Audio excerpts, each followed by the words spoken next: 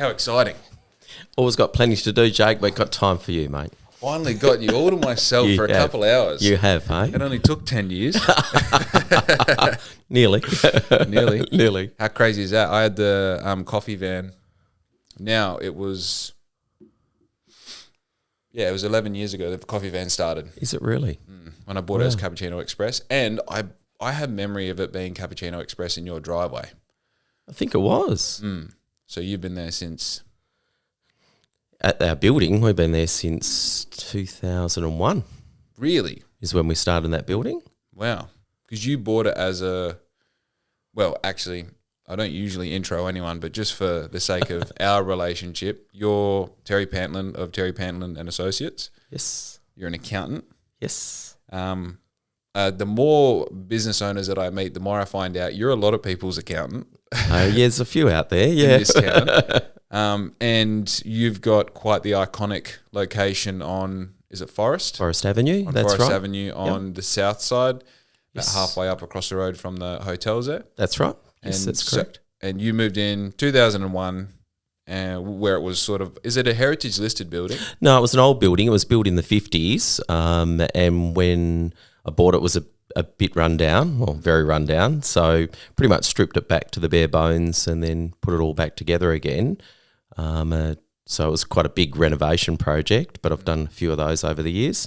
And yeah, so we basically bought it in it was late 2000, I think, by memory, and it took about sort of 9 months to renovate it, basically. So I moved in there 2001. Wow. And is it, because it's mixed, isn't it? It's commercial residential? Correct, yeah. So office at the front, house at the back, yes. Wow.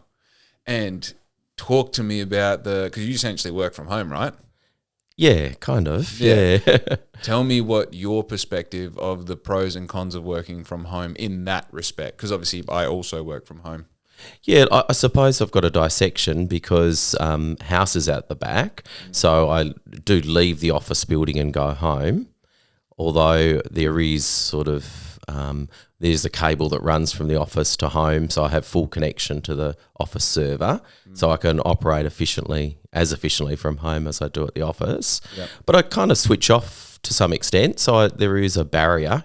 I think it's a little bit different from having an office in your house as opposed to having a separate building on the same block. So, and I've sort of I do a lot of work. I work hard. I work long hours. So, but I do sort of. There's a big difference between working at home and working at the office. So, sort of when I'm working on the weekends, I don't like to work in the office unless I have to. I generally work at home. How long have you been doing this? Like not this, but like how long have you been? All right, let me restructure it. You are like myself and a lot of people that I spend a lot of time with out in this complete abyss, right? You're a business owner. You control everything in your life to a certain extent. You know, you decide who you work with. You decide what your hours are. You also volunteer most of your life to doing a good job at what you decide to do. How long have you been in that space? So in terms of, I sort of went from school to uni, from uni into accounting, so straight into public practice. All right, let me stop you right there. Today's podcast is proudly brought to you by BLXCK INK. BLXCK INK, which is obviously my brand, has just released 6 new designs across 3 different colors. You can get all of those tees on www.blackink.com.au. The link is in the description below. All of the t-shirts are a really cool fusion of loving where we live, which is Bunbury, and of course the brand BLXCK INK. So if you haven't already, check them out and support the podcast by purchasing your favorite tee. And back to the podcast. Yep. So I worked for another organisation in Bunbury for 7 years. Then I went to Adelaide for a year, and then I came back and set up my own business over here. So I've been doing it for 35 odd years now. Wow. Long time. And that 35 years, the reason I ask is because one thing you said, like you have a good, what I took out of what you said is you have the skill to discern from, this is my home office and this is my work office. Is that something that you organically had, or is that something you sort of developed over time? Yeah, I don't think it's something I've worked on, Jake. It's just come natural. So I just feel that when I'm at home and I'm home and I choose to work, when I'm at the office, I'm there to work. So there's a conceptual difference there, I suppose, Jake.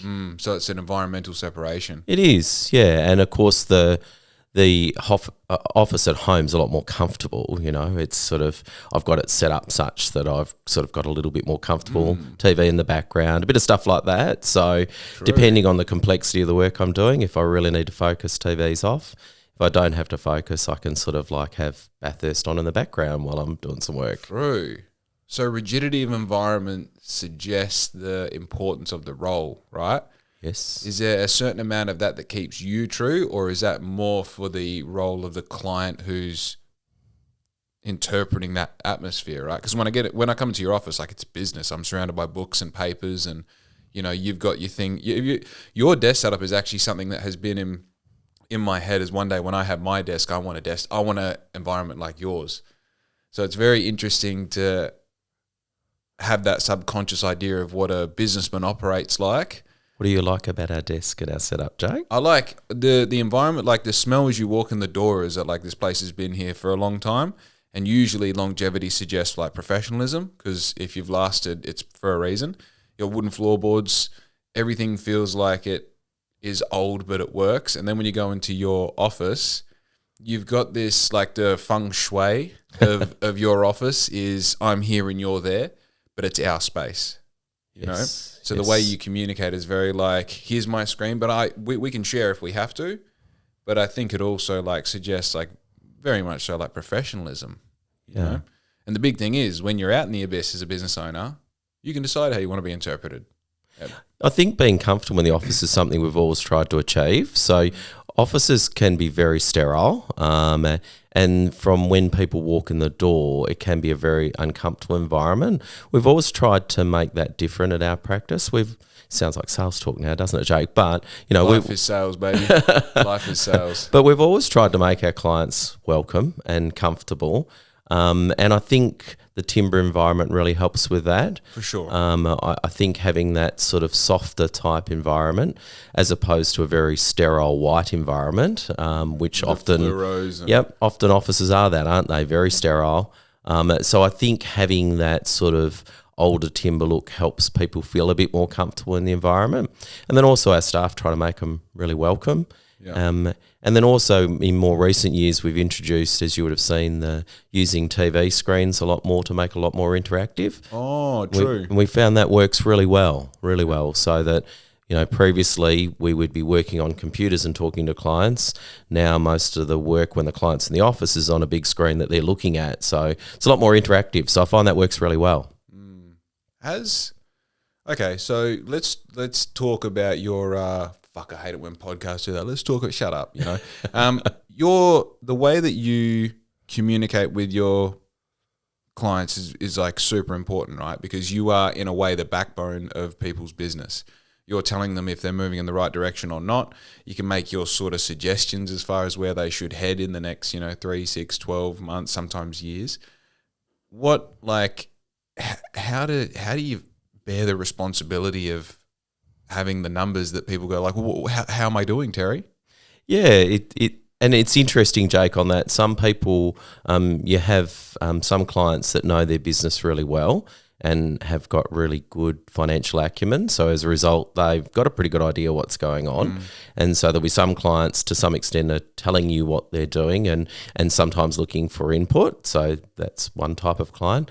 You have the other extreme where clients really have not got a lot of financial acumen. So they're really looking for a lot more guidance from you. So hands off the wheel type. Yeah, so you got to treat each client differently. So I suppose the ones that need a lot of guidance, you potentially need to sort of have more chats with them and sort of break it down a little bit. So, try to have steps, so maybe we work on this first and get this nailed down first and get this working well. And then the next step is to look at this. And often I'm looking at opportunities for business, what you're in this game, what other things could you do in that game that potentially could add to your current income?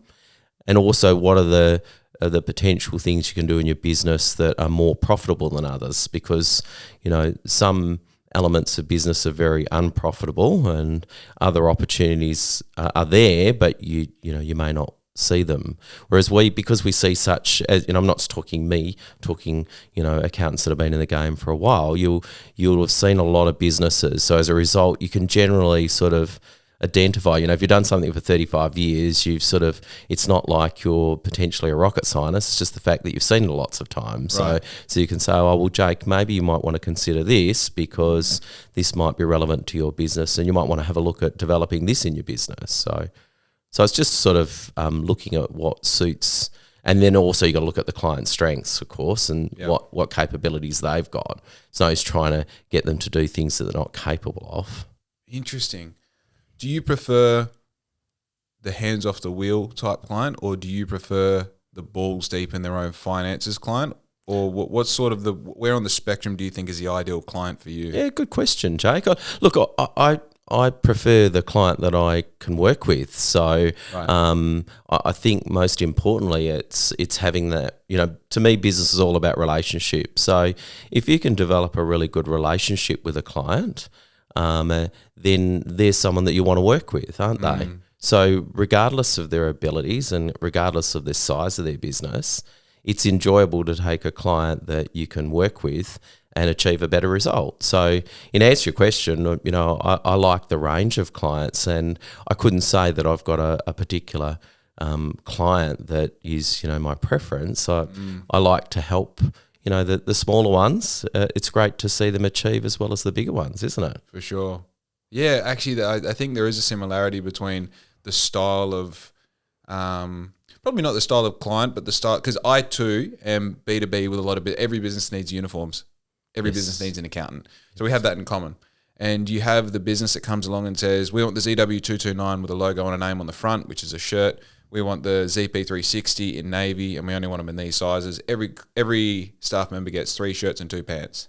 And you're like, whoa, I'll just enter the data and thanks, that's easy. And then you have other customers come along and they say, oh, I want some black shirts. And you go, like T-shirts or polos? And they go, oh, just like a normal black shirt. And you're like, does it have 3 buttons, no buttons, buttons the whole way up? Does it have a collar? I need more information. And then they go, yeah, well, I want my logo and here's an AI generator. You're like, fuck, man, you're giving me nothing to work with here, right? Yes. And for sure, I like the customer who knows what they want. And I also like the customer who comes to me with a fairly, fleshed out idea. It says, here's what we want our team to look like, and I want you to kind of take a bit of creative control here, and you do make something cool for them, and it works, and you see them 6 months later in the field wearing the uniforms, it's performing really well, and you go like, oh, that's cool. So I understand that sort of range of client to work with. I think the thing that you hit on was the workability, the communicating between them, and being able to have if I can guide you in this direction and you take that guidance, or you go, I hear that guidance and I want to go a different direction, because it's like, as long as we can communicate well, it's a good client. Yes, correct. Interesting. Yep, that relationship is what's important, isn't it, Jake? And the idea is, like me, you're trying to get a client that stays around forever. Yeah, and I think, a relationship with an accountant's a really important one, of course, because in business, you need to have accountant that, one, gets your figures right. There's the mechanics of that, but there's also the advice side of it, and often the accountant is the main person they turn to. It's good for them to have other people to turn to as well, and I certainly always encourage people to get a range of people that they can speak to about different things, because we all see things differently and all can input into decision making. So but yeah, that relationship's really important, Jake. Really important.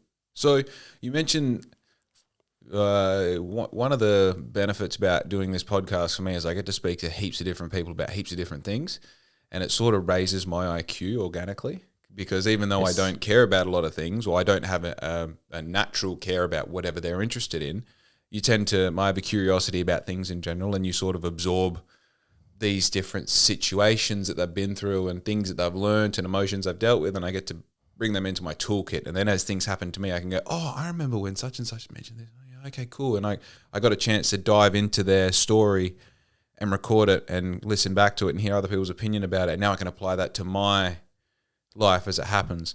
Yes. Like you, I imagine you've seen businesses start as a coffee van and then succeed into a absolute uniform printing powerhouse like me. Yes. And much beyond what I've achieved in 10 years. You've also seen businesses probably do that and then also fail. Yes. You've probably seen businesses fail in 24 months. Yes. What is that? What's that like? I mean, you're building a personal connection to these people. Business requires people to put everything in, really everything. What's it like when you see people fail, and what's it like when you see people succeed? It's really tough, Jake, when you see people fail. I can only speak from my context. I'm sure it's the same for most people in this situation. And people have different levels of empathy, of course, Jake. But certainly from my perspective, I take it pretty personally. And, I've had some people pretty close to me where their businesses failed. And as much as I tried to help them, the circumstances were such that, I couldn't change the outcome. So that's pretty hard to see. And then I suppose what you try to do is then support them through that process, try to produce the best outcome you can for them. And is this even in failure, you mean? Yeah, definitely. Because that stage is really important, Jake. Managing that stage is really important because, if you drop the ball and let them loose, then the likelihood is that, one, they're financially they're going to lose everything, and secondly, mentally, usually they quite often lose everything. So helping them through that process is really important to make sure that you minimise the damage, for one, and then secondly, I suppose try to help them sort of deal with what they're going through mentally as a friend, because generally clients become friends, and then sort of guide them through making sure that they've got someone that's helping them with this. Yep. And then often they recover. I've certainly often talked to my clients about my Uncle Jack, who failed in business many, many times until he found the right business for him, and then he was very successful. So sometimes business is about failing to learn lessons. Well, you watched me do it with a coffee van. I, by the luck of God, found someone who wanted to buy it off me, but that was a slowly sinking, burning ship. It was something that, I'm not going to say the coffee van model isn't good, because I know people who are killing it with the coffee van model, but I didn't have the experience, the exposure, the mentors, the advice, the direction. The only thing I had was damn tenacity, that I just will not die, And I want to talk about that with you as well. I want to talk about the role of tenacity in business. But I think that reality is that, I don't know, you said when he found the right business for him, he then succeeded. Yes. I think it's when you find, because I believe I can sell any product or service. I have that belief in me now. I believe if you took all this away, I could rebuild it and quicker, right? And I could also not do all the fuck-ups that I made on the way, which, what a blessing, right? I think when people fail, it's not actually that the thing is failing, it's that they ran out of the energy that they needed to keep trying. Yeah, and sometimes that's a decision that has to be made because they haven't got the capabilities, they're in an industry where it's limited ability to make profits, whole heap of factors. So sometimes stopping is the right decision, of course, Jake. True. It depends on the business. Sometimes it's a lack of effort, sometimes it's a lack of ability, sometimes you're just in an industry where it's really tough going and you're going to really struggle to achieve really good profits. If you're in a very competitive environment, for instance, just an example, in a really competitive environment and your competitors have got sort of advantages over you, buying power, things like that, you may well find that no matter how hard you work, you're never going to be able to make good profits. So yeah, there's just and let's not skip over people who've won in business. We'll come back to that. Do you think you're a creative person? Well, that's a good question. I wouldn't say I'm particularly creative, no. Do you think you have a good imagination? Yeah, I do. Yeah, yes. I mean, outside of I don't want to make it sound like, I've got a really imaginative accountant. That's not what I'm trying to say. But I think there is a certain element to, like, we'll use my working example. I sell uniforms. There are other people in town that sell uniforms that have been doing it for longer than me, that have a massive client list, that have more buying power, that should, and I guess in a way they are, in their mind, not mine, are outdoing me at the moment. So if I'm going to sit back, close my eyes and look at my mind's eye and go, well, what is it that, why should someone shop with me? If there's someone out there already doing it better buying power, blah, blah, blah, they have a shop front, it's beautiful, you go in there, try think change rooms, staff, all the stuff, why would they shop with me? Well, the thing that fills in the gaps is your imagination. Yes. Right? It's like in a perfect world, what does it look like? Well, if you got your eyes closed, because I can't see any answers around me to do with uniforms, right? So I have to bring it from here. So your imagination is the thing that goes, well, they don't go to your work site and see how you move, and they don't have all the knowledge of all the working uniforms that they've put on people and know how they actually operate in real life. They don't have the time to give the service that you deliver. So you start filling in these gaps. That's the imagination. And I feel like in your line of work, and you've already spoken about having a huge pool of memories as far as past clients' wins and losses to pull from, you then have people come to you with these holes in their setup, in their business, and you go, well, have you looked at, see this thing that makes you all this money over here, but you only do it twice a year compared to this shit you do every day and it makes you pennies? Do more of that thing over there that makes you money. The imagination fills in the gap. I think you're in a role that sort of requires a certain amount of imagination, and also over time probably evokes it to continue developing. Yeah, I think it's a combination of that, Jake, of some level of creative thinking, if you like, and also experience, I suppose. It's a bit of both, really, isn't it? So, and how much of that is from the fact that, you know, you've in effect been imaginative, and how much of it is the fact that you've just actually seen various businesses do stuff over the years that's worked, and then you could see that can apply to this business. So I don't consciously sit there and go, oh, hang on a minute, did that come from the back of my grey matter that was my creative side, or has that come from just the fact that I've experienced that over the years? And oh, for sure. And I'm a fucking animal who consciously thinks about this all the time. I think the real like, I don't know, like yourself, like the real actual animals in the field doing it every day, it's a subconscious thing that's happening. Yes, you know, you probably don't realize it. You know, the bloody claw in your mind is going like, oh, there's a solution and that would work if you put it in this. Actually, your industry, I've seen this before, and you're like building this story, and then, yeah, I don't know. It's very like I live in the clouds, dude. I fully live in the clouds, you know. And accountants are not traditionally known for their imagination, are they, Jake? No, both feet planted on the floor the whole time. Like, you need to make more money, Jake. You need to make more money. So talk to me about the winners. Yeah, the winners. It's great when you take a client, and I've had a number of these, and in more recent years, I've had some. What I've really enjoyed in more recent years, I've had a few younger clients with some come into my office very green, and with some. I suppose they've looked ahead and seen options. So a bit like yourself, good thinkers, good lateral thinkers, seen opportunities and said, look, I think I can, get into this space and make some money. So sort of helping them from the ground level to establish a business and then build quite a large business through that.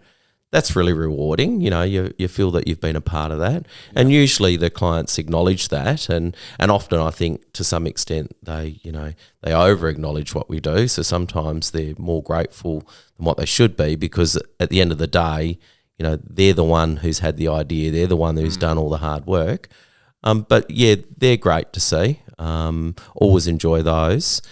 Also being a part over the years, I've been a part of, as you get a bigger client base, you tend to get more clients at various stages of their business cycle. So I've had quite a few in more recent years where they've come to the end of their business cycle and want to sell their business. Yeah.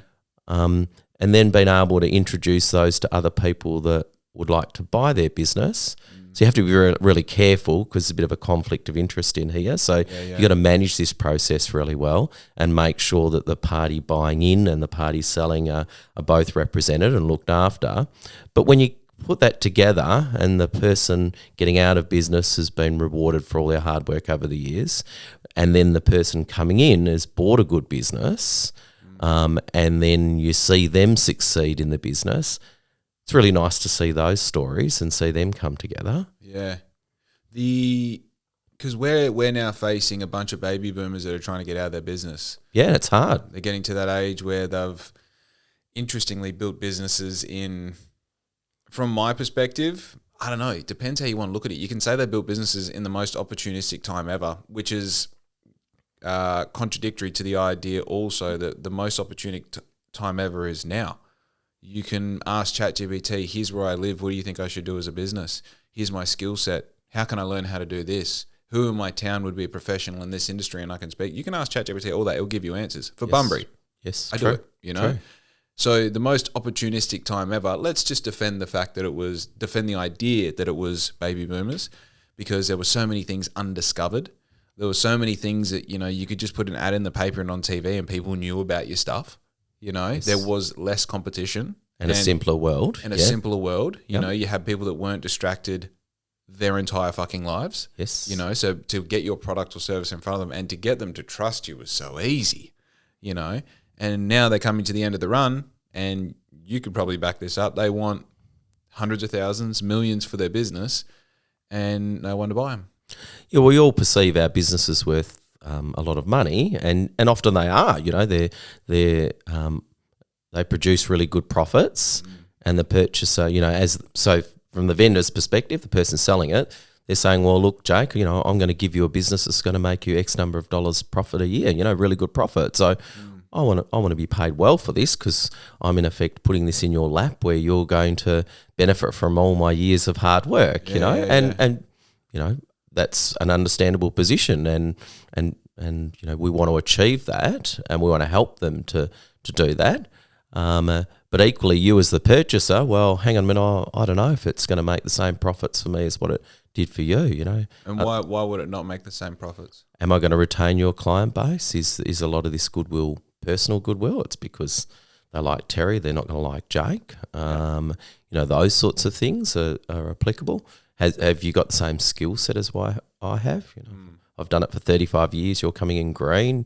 You know, so what's going to be the damage from you coming in and me leaving? You know, I suppose you've got to assess that as part of it. And do you think there's more value in starting a business or buying a business? I think it's a much easier road to buy a business, an established business that's going well and grow it, than to start a business from scratch. Okay.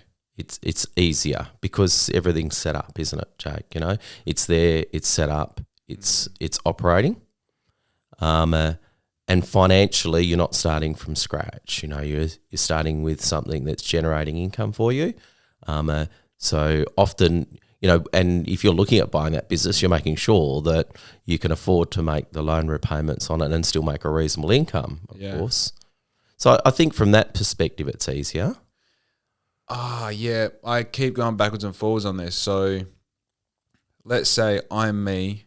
I'm not going to say 10 years business experience. I'm going to say 5 years business experience, because we're 5 years into this iteration of Black Ink / Outfit Co. And realistically, the first 2 years I was playing marbles in the sand. Like, now I'm building systems. I'm focusing on, you know, I'm focusing on like lead generation, customer relationship, touch points of the business. You know, how do we pull 2% over here, and how do we, like, I'm really sort of in the nuts and bolts of it. I'm talking to other business owners who are ahead of me, and we're speaking with the same language. So I'm like, I take myself a bit more seriously now. So I'm me with 5 years business experience, and let's just say there's something else in the same industry. And where I'm going to stop Outfit Co right now. So with my 5 years experience, I then look for an opportunity to get into another business. Let's say it's in an industry I'm familiar with. It's something to do with fashion, clothing, garment decoration. And they want $1 million. And using the multiplier, it generates $350,000 a year in profit. Is that correct? Or turnover? Yeah, something like that. Yeah, so you're using a multiple generally of sort of, depending on the business, a whole heap of factors, but somewhere around 2.5, 3 is a reasonable multiple, I'd suggest. Is that of turnover or profit? Profit. Okay. So I'm then going to go and borrow $1 million, go to the bank and say, here's their financials. Here's what they've been doing for 10 years, steady growth. Then I'm going to take on this $1 million business with the idea that it's going to, let's say, lose between 12 and 25%, just cause, right? But also, I might be able to apply 12 to 25% of value to the business. I might be able to go in there and look at it like, yeah, you've been doing it this way for 10 years, and you've been doing it wrong if we do it this way, or if we implement this system. versus I borrow $1 million from the bank based off a business plan, which is, I know, you're probably harder to do, harder to achieve, but what can I build for $1 million if I already have the knowledge, right? Yeah. Because the person who buys a business who's green and goes, it makes $350,000 a year and they only want $1 million for it, this is fucking great. That person doesn't know shit about communications, about relations, about systems, about execution, about fulfillment, and they don't have the 35 years experience that homeboy who's selling it does. When he makes a decision, it's based off all these lessons he learnt, right? You're going in there green going, yeah, I don't mind making a $10,000 decision to lose $10,000. It's an expensive decision. Yeah, and it also depends, I suppose, on what you're buying, Jake. So, generally the business like that, it's just not, and this is a key factor, of course, it's not just the owner that comes with a business, and that's a key factor is the staff that remain with the business. Are they going to remain? What capabilities have they got? And the second concept, and I agree with what you're saying in terms of starting from scratch, but I think what's a key factor is you want to identify in the business that you're buying that you can grow that and you can grow it exponentially. So if you see a business that's already producing reasonable profits and then that's the extent that you think you're going to buy, then and you're really creative, then maybe that's not the business for you. But equally, you may well be able to buy that business and double and triple the turnover in a reasonably short period of time because of your capabilities, right? Because you've come in fresh and ready to go, whereas the previous guy's been a bit tired. He's developed a really good business, but he's tired, and he sees lots of opportunities, but he's tired. You come in fresh, you can exploit those. So you may well be able to do better in that scenario than starting from scratch. You see where I'm coming from? Yeah. I think if the skill set is coming into tired businesses and revamping them, 100%. I think that, because I only just recently, my goal was just make enough money to stay alive. When you start a business, you're like, if I could just not have a boss and make enough money to stay alive, I'll work as hard as you fucking want, Well, that's step one, isn't it? That's step one. And then once you get past that step, which, tell me if I'm wrong here, most people get to that step and then they just hit cruising altitude and they do that for 35 years. It's not uncommon, yeah. Not I know half a dozen off the top of my head businesses that are husband and wife that figured out a way to take home, let's say, $100,000 each a year, and they work Monday to Friday, 9 to 5, and they don't have a boss, but they can't go anywhere. They don't have a system, but they've got a way of doing things. Yes. Right? Yes. And that's cool. Good on you. You know what I mean? You can take holidays when you want. You probably own a bit of property as well. Life's good. You can support your kids. You doing the thing. I got to that level, and I'm like, well, if I can do that, can I be a millionaire? Can I drive a Porsche? Can I live how Terry's living? Right? And with that, now, and I think I had this conversation with you not long ago on the phone, I'm looking back going, holy shit, I built something from scratch. That's pretty fucking cool. It is. Right? It is. Then when I consider, would I now buy someone's business with what I know? That's why this question is sort of relevant, because I'm like, fuck, man, if you're trying to sell it to begin with, I really don't need to find the money. I just need to know how long you're willing to wait. Because let's say you're in an industry specific thing. There are literally businesses that have been for sale in my industry for 5-10 years now. It's you can probably walk in there and go I'll give you $100,000 for your customer list. You can keep all the shit. And it's worth it for me. And it's worth it for them. Or I can just spend $100,000 on marketing and take them. Right? So I think if the skill set is you want to go into businesses of whatever industry, understand the players, understand the product and service, and then go, all right, in 5 years, we'll turn this into 300% of what it is, and then we'll sell it to one of the corporations, and then we'll find another business of a tired owner, right? I think if you want to be a businessman for the sake of being a businessman, start something that you like doing and figure out a way to make money off it.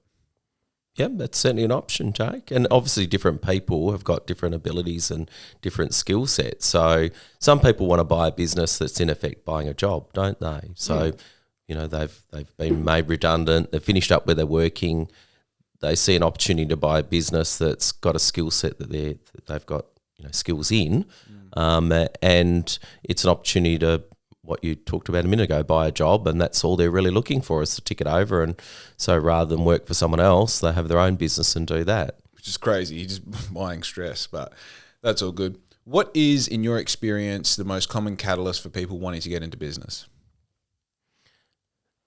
There's a drive, you've got to have that drive that you want to achieve. You want to sort of, it's that creative drive as well that you talked about before, Jake. I want to create something generally, if you're starting from scratch, of course. So, I suppose what I see as not being a good option in terms of buying a business is over the years, sometimes I've had people come in and say to me, for instance, I want to buy a business because, I see people that are in business, they go and play golf on Thursday afternoon and, in effect, they sort of work when they feel like it and it's a pretty good gig. You make really good money and you don't have to work too hard. Yeah. Generally, they're not the people that are going to succeed in business. So, because there's, while we can look at people in business that have been there a long time, and it may seem like that they don't do a lot of work, but that's because they've done a lot of hard work in the years previously, haven't they? And they've got their business to the point where it doesn't necessarily rely on their input, maybe just a little bit of sort of keeping an eye on things, a bit of overseeing, but in the early years, generally speaking, they probably worked really hard. So, so most people in business are generally working pretty hard as a rule in whatever they do. And as you talked about a minute ago, they're generally a bit time poor. They're sort of, and in these days where we have so many modes of communication, when do you switch off, Jake, when you're in business? Oh, yeah, never. You dream about it. You literally do it. We're doing a podcast on Sunday. Yes. Like this is a great example of like, people think, because you see my stories, because I went to Lebanon for a week and all this, it's like, yeah, I'm fucking broke in Lebanon. You know what I mean? I'm answering emails in Lebanon. I'm coming back to a mountain of work when I come back from Lebanon. Yeah, I hear you though. And it's funny you say that because I've found the longer that I get into it, the people playing golf on Thursday morning, they are exercising the skill of relaxing because they don't know how to do it. And while they're at golf on Thursday morning, they're answering the phone. They're sending back text messages, After they're done, they might go home and have a shower and sit on the end of the bed and go, and then go back to the workshop, Yes. So it's like the perception versus reality in those situations. And it's so funny that people that is such a common thing that you hear is like, you make heaps of money and you enjoy life a little bit more. Why doesn't everyone do it? That's got to be the first question. Well, why isn't everyone doing it, And the risk, you've really got to have an appetite for risk, because the reality is, as I'm sure you know, Jake, is anyone in business, there's a risk. There's a risk that it can all go, and it can all go through no fault of your own. Take a really simple example of the government, for instance. I'm being silly for a minute, but let's say the government sort of changed what happens in terms of tax returns here to like they do in the UK, where basically most individuals don't do tax returns in the UK because all income's taxed at source. So let's say they introduce that into Australia tomorrow. The government said, we're no longer doing individual tax returns. We're going to do the same as what we've done in the UK. Stroke of a pen, individuals don't do tax returns. So all those practices that specialise in doing individual tax returns disappear. Their business is gone. They haven't done anything wrong. Their business is gone. And that's just one example of how it can change without, you doing anything wrong. So there's always a risk in business that something from left field, there could be an injury, could be a worksite accident, there could be, various things that could mean that you lose your business and you and not only your business, because generally in business, again, Jake, as I'm sure you know, generally in business, if you've got debt, the bank have got security over your home. Yeah. So generally, if it goes really bad, you lose your home, you lose everything. Yeah. So you've got to be prepared to live with risk every day, and not everyone can do that. Yeah, I love it, I love it. It's something that I've had to realize about myself, and then sort of hey, maybe don't own motorbikes, because it's everywhere. It's across. I had a vasectomy because I like risk, It's one of those which has been reversed since. Actually, here's a question for you: what are the similarities between being a parent and owning a business, or should I say, becoming a parent and starting a business?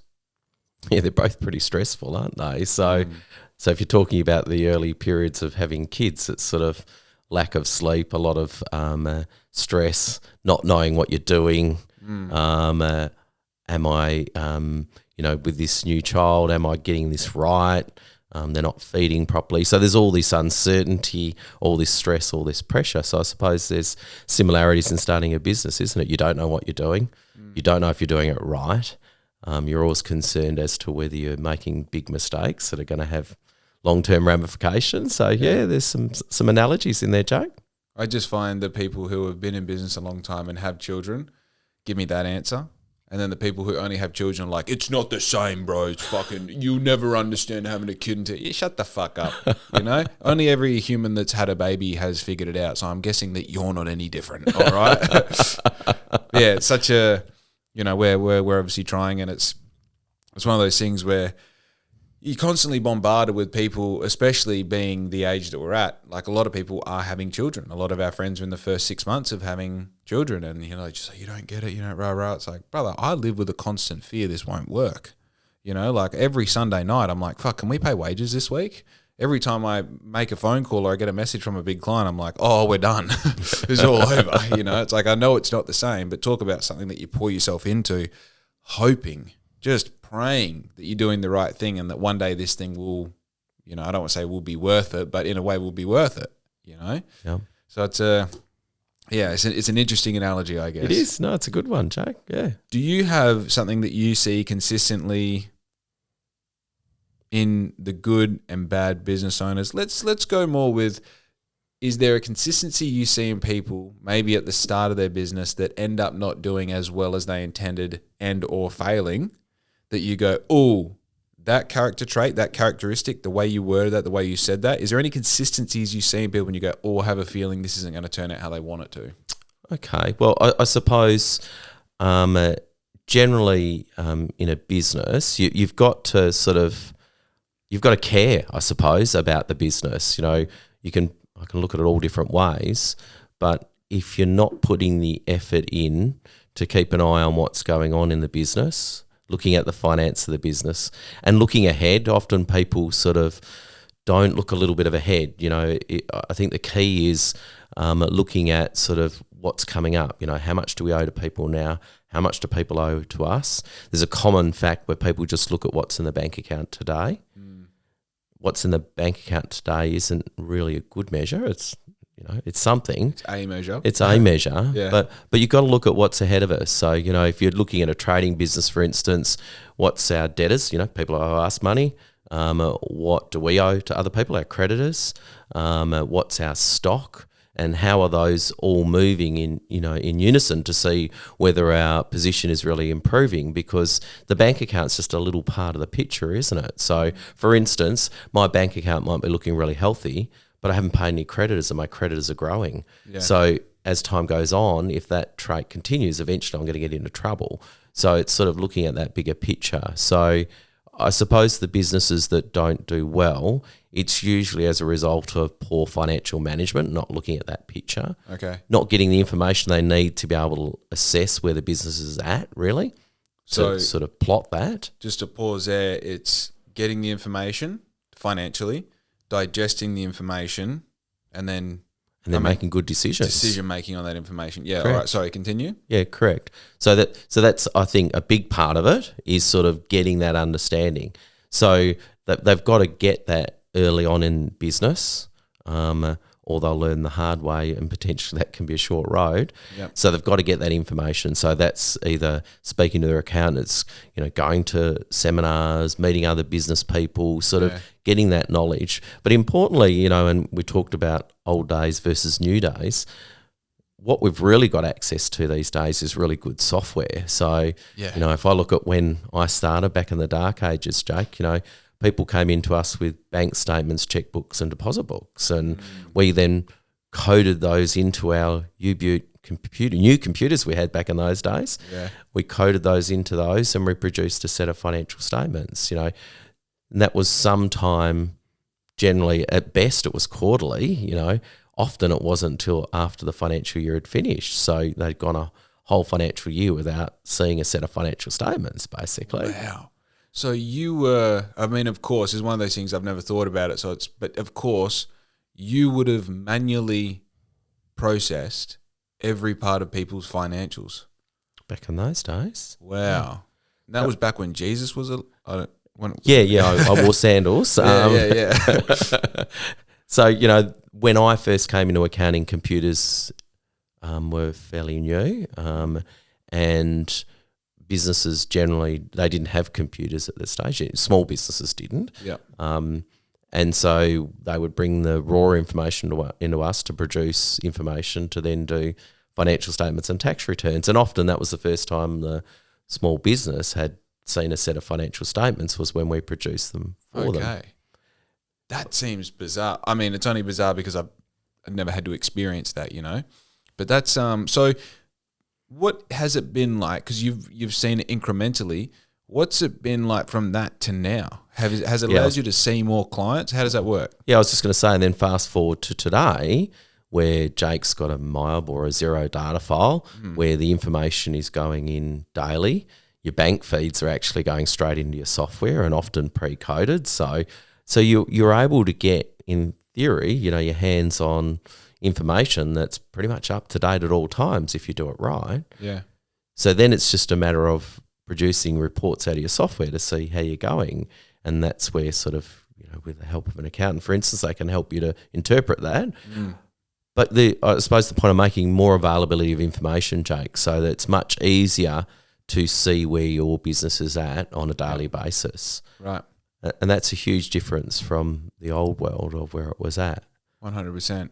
And that's in reflection to the people that are not perhaps as likely to succeed, are people that are, especially given that we have all this information available to us, all this data is there, not interpreting that data and not decision-making based off that data. Correct. Yeah, correct. And spending the time to do that, because we all get busy in our businesses, don't we, Jake? So whatever business it might be is generally when you first get into the business, you're just busy trying to sell stuff, aren't you? Yeah. You're just trying to make money, aren't you? You're trying to stay alive. And you're busy doing that. So if you're not actually putting time aside to actually look at the numbers and how am I going and where am I going right and wrong and what should I be doing more of and less of, if you're not devoting the time to that, you become potentially the busy fool scenario, don't you, where you're really busy, but are you doing the right thing? Well, you don't know, do you? Yeah, but this is, I think the thing about business people, businessmen, businesswomen, is like there's a collection of skills, right? It's not just being good at the data. It's not just being good at the marketing and the production and the system and the, it's also having the awareness to be like, okay, 2 days in a row, I haven't had a spare minute. 3 days in a row, I haven't had a spare minute. 4 days in a row, I can't answer my calls.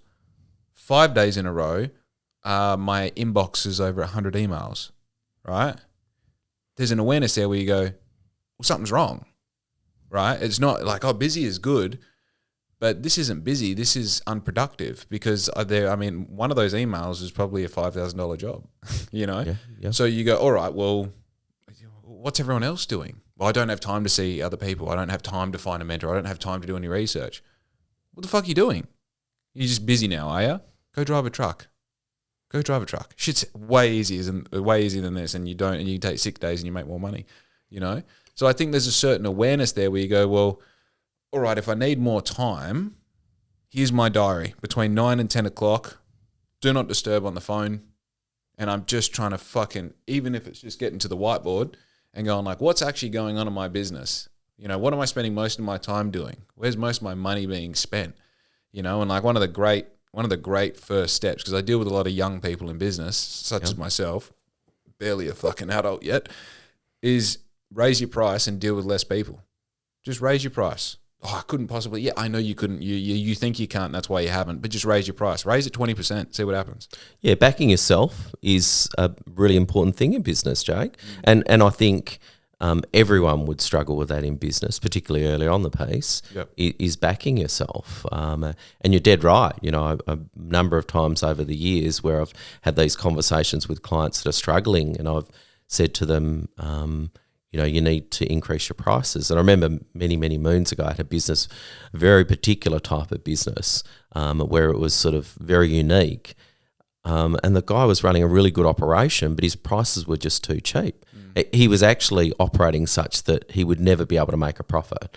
So I said to him, and he was getting desperate, and I said to him at the time, what I want you to do is I want you to double your prices.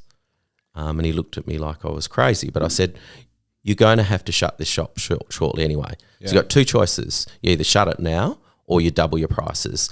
Double your prices, manage your clients, explain to them why. Don't just do it without obviously talking to them about what you're doing, why you're doing it, all this sort of stuff. So you've got to sort of back it with those meetings with clients and explaining why. Yep. The fact that you just can't make a profit based on what you're doing.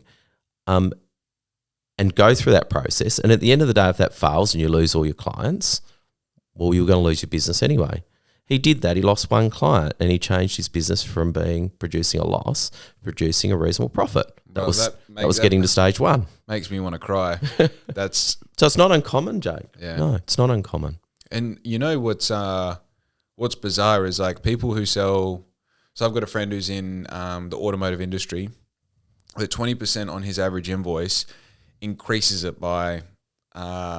He told me this increases it by $7,500, right? 20% in my industry on the average invoice increases it by like, $200, $300 across many, many things, right? Yeah. 20% on one shirt isn't even a coffee, and most of my clients don't buy one shirt at a time. So the thing that I find is like 20%, you think because you're so deep and entrenched into your thing, you're like, I couldn't possibly raise 20% because if my power bill was raised 20%, I know what that feels like. Or if my, whatever was raised 20%, I know what it feels like. But when you remove yourself from that and go just like mathematically increasing my numbers 20%, regardless of the response of the client, is a good move. Can I afford to lose 20% of my client base if I get 20% more on each invoice that I send? Correct. And if that's you can, the maths. That's the maths. What do you get back? You get time back. Yes. And it's like I remember as soon as I like had that perspective about it, I'm like, oh, you start like looking around the world. You're like, oh my god, 20% across. Okay, yeah, cool. Let's try it. And then you do it, and the clients don't even realize. Well, and generally speaking, if you're running a good business, or what we're talking about a minute ago, you're running a good business, you've got good relationships with your clients, you're providing a really good quality service to them, and you're just trying to, increase your prices to make sure you're making a reasonable profit, you will usually find in those circumstances, you'll lose very few clients by increasing your prices. Yeah. And I suppose often what I'm talking to clients about as well, Jake, is the fact that most clients don't increase their prices. Well, I shouldn't say most. A lot of clients don't increase their prices with inflation. So realistically, let's use a fairly common sort of, recently inflation's about 4%. So it varies, of course, but let's just call it 4% for the minute. Yep. So if inflation is 4% and I don't increase my prices by a year, I'm now 4%. Sorry, within a year, I'm now 4% cheaper. Yep. 2 years, I'm 8% cheaper. So I'm working for 92% of what I did previously. And so it goes on. And you do speak to some clients that haven't increased their prices for a long time. Haven't increased them for 5 years. 20%. I'm working for 80% of what I did 5 years ago. And now I'm struggling. And you very quickly you can get yourself in strife by just not increasing your prices, particularly in a high inflation environment. We've been very fortunate in recent years where we've had a low inflation environment. If you go back to dark ages when I started, inflation was more up at sort of the 8 to 10% per annum. Do the maths based on that. That's crazy. So I think just simple things like increasing your prices with inflation is really important, and making sure that the clients understand what you're doing and why. Yeah. Once again, it's all about this relationship with the clients. We're not really increasing our prices. We're actually keeping our prices stable by increasing them with inflation. I think what would you think is the importance of transparency with your clients in general? I know it comes down to like there's certain things that you can't be transparent about because of duty of care and conflict of interest and the rest. But for example, I really stress about giving clients complete understanding about how we do what we do, the service we offer, what makes us different, and the process between you coming to me and wanting a uniform and getting it delivered 2 weeks later. So what do you think is the importance of transparency between business and client? Yeah, I think so. What we're talking about now is the client relationship, I suppose, really, isn't it, Jake?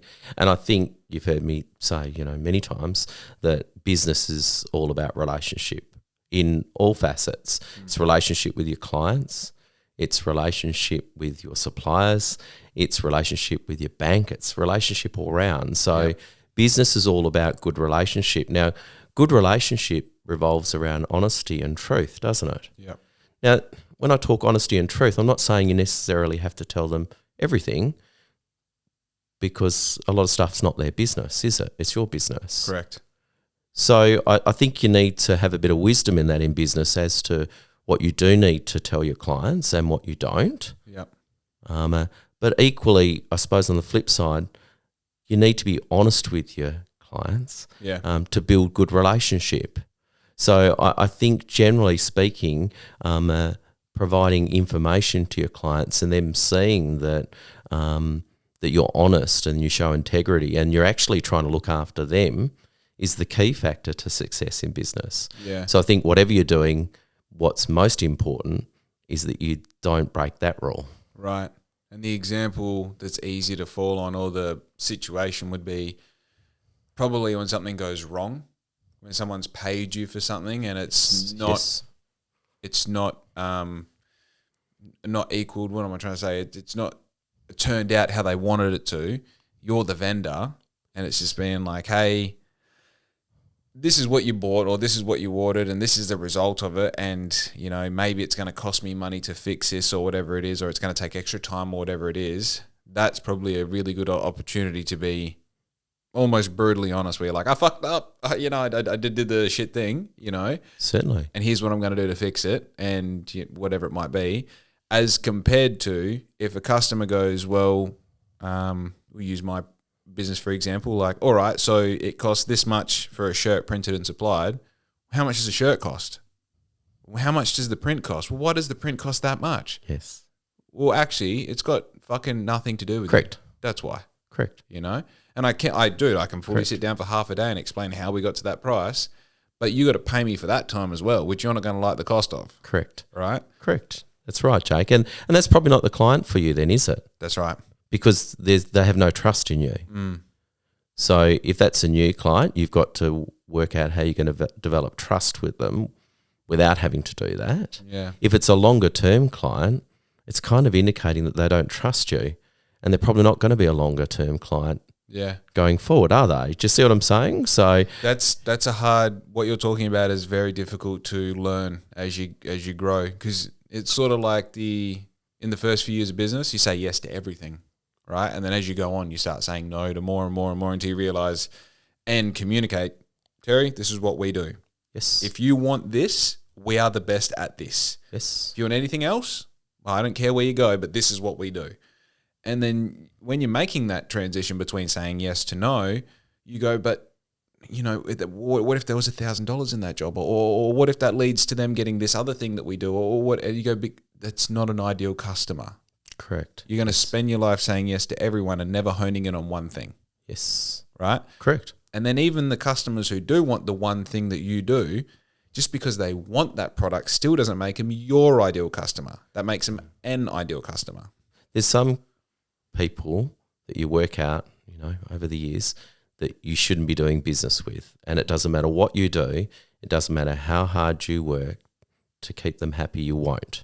So there's people that you just don't want to do business with. And over the years, you develop that skill set to work out those people that just don't fit with you. Mm. And, that's maturity in business, Jake, is identifying, we talked about stage 1, stage 2 and so on. Yep. So, once you've got to that stage where you're making enough money to, put food on the table and you're trying to get to the next stage, you're then generally looking at better profit margins than what you do. And a big part of that is in the customers you're dealing with as well. So you're looking at, can I form a relationship with this customer where we're both going to be happy in the longer term? Yep. And if that's no, because they're just not going to gel, we're not providing the service that they want, we're different from what they're looking for, there's maturity in saying, look, wish you all the best, but we're just not going to work, Yeah, and ChatGPT, please politely say go fuck yourself in this email.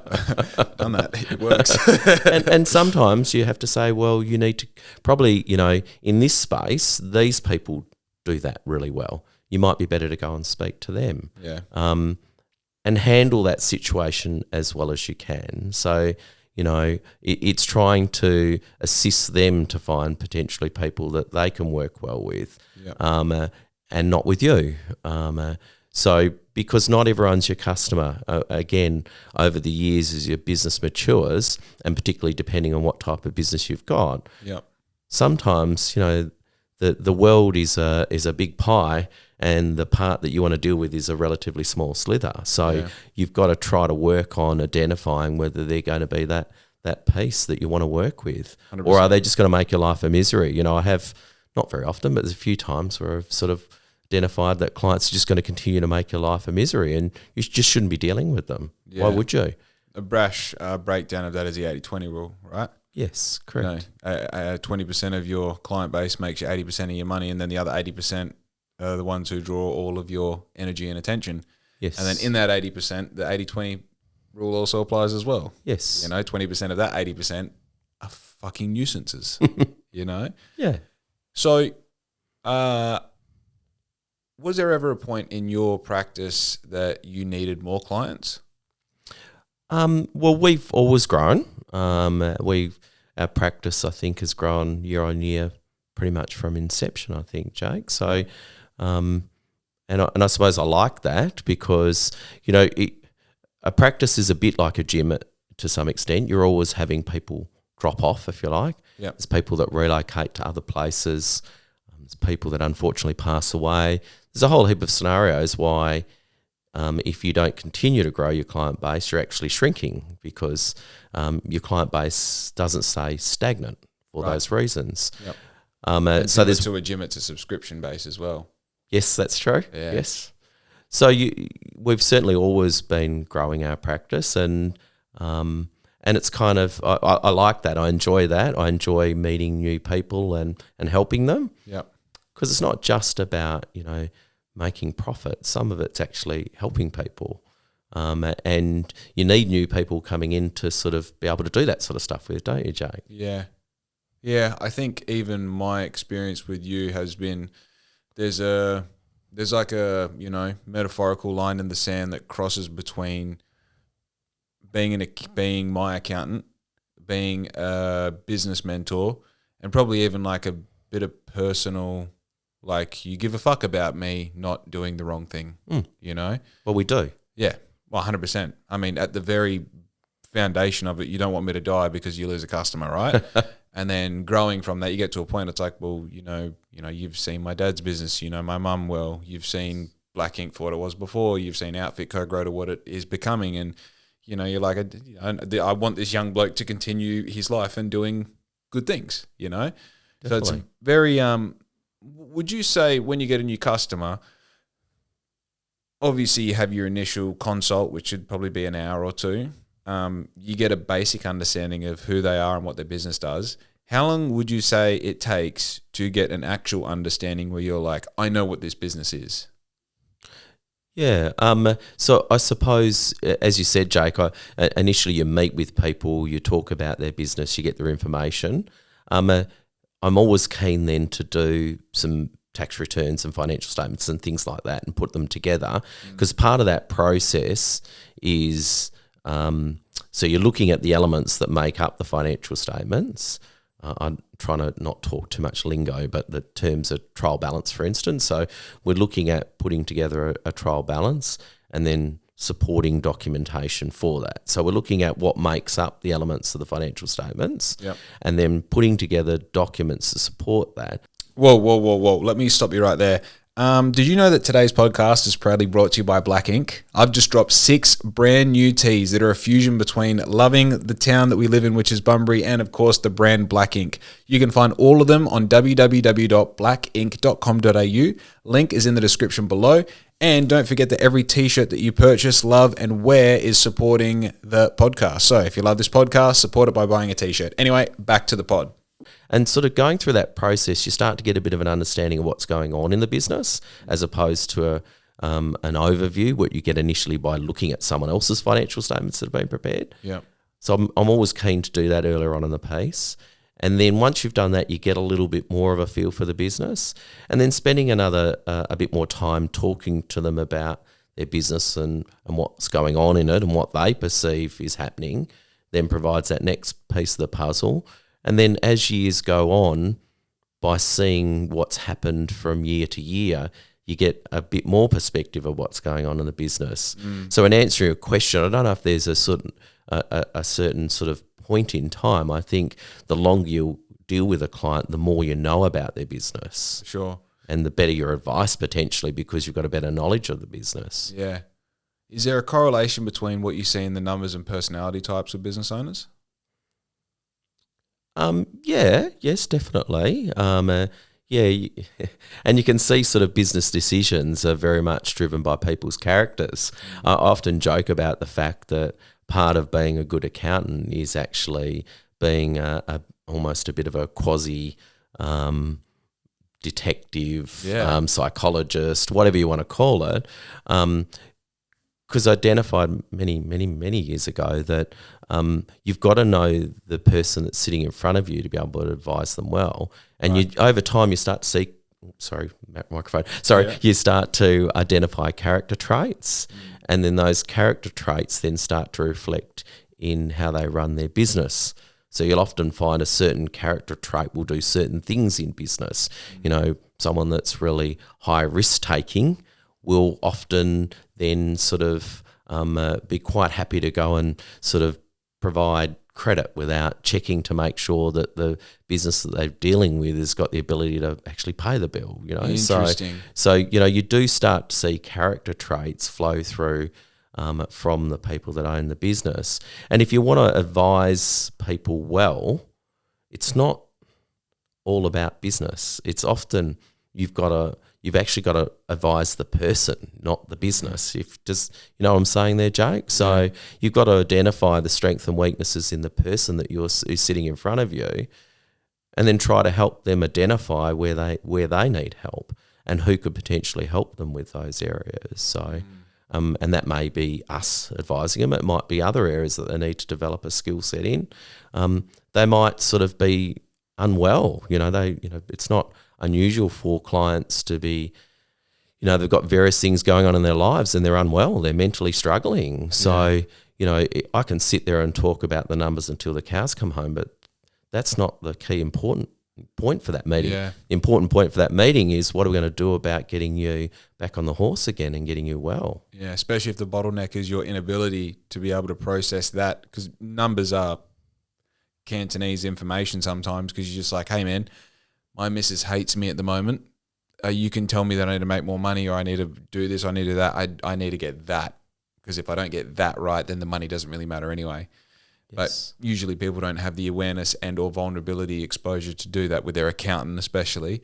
So I can understand it's a very unique position that I'm learning about your particular role as an accountant for people. It's definitely interesting. Well, it varies. Not all clients you share that relationship with, Jake. So, but the ones that you've dealt with for a long time and you do have that relationship with, it's great. Where you can sort of help them with the bigger picture stuff as well. And of course, when you've dealt with clients, I was also talking to someone else in a similar role recently about this, where the longer you deal with clients, and I'll just take a scenario. For instance, I'm working with a farming client, for instance, and then over the years you start to work with the broader family and you get to know the, potentially, 3 generations where you're sort of dealing with them. And then the dynamics within the family.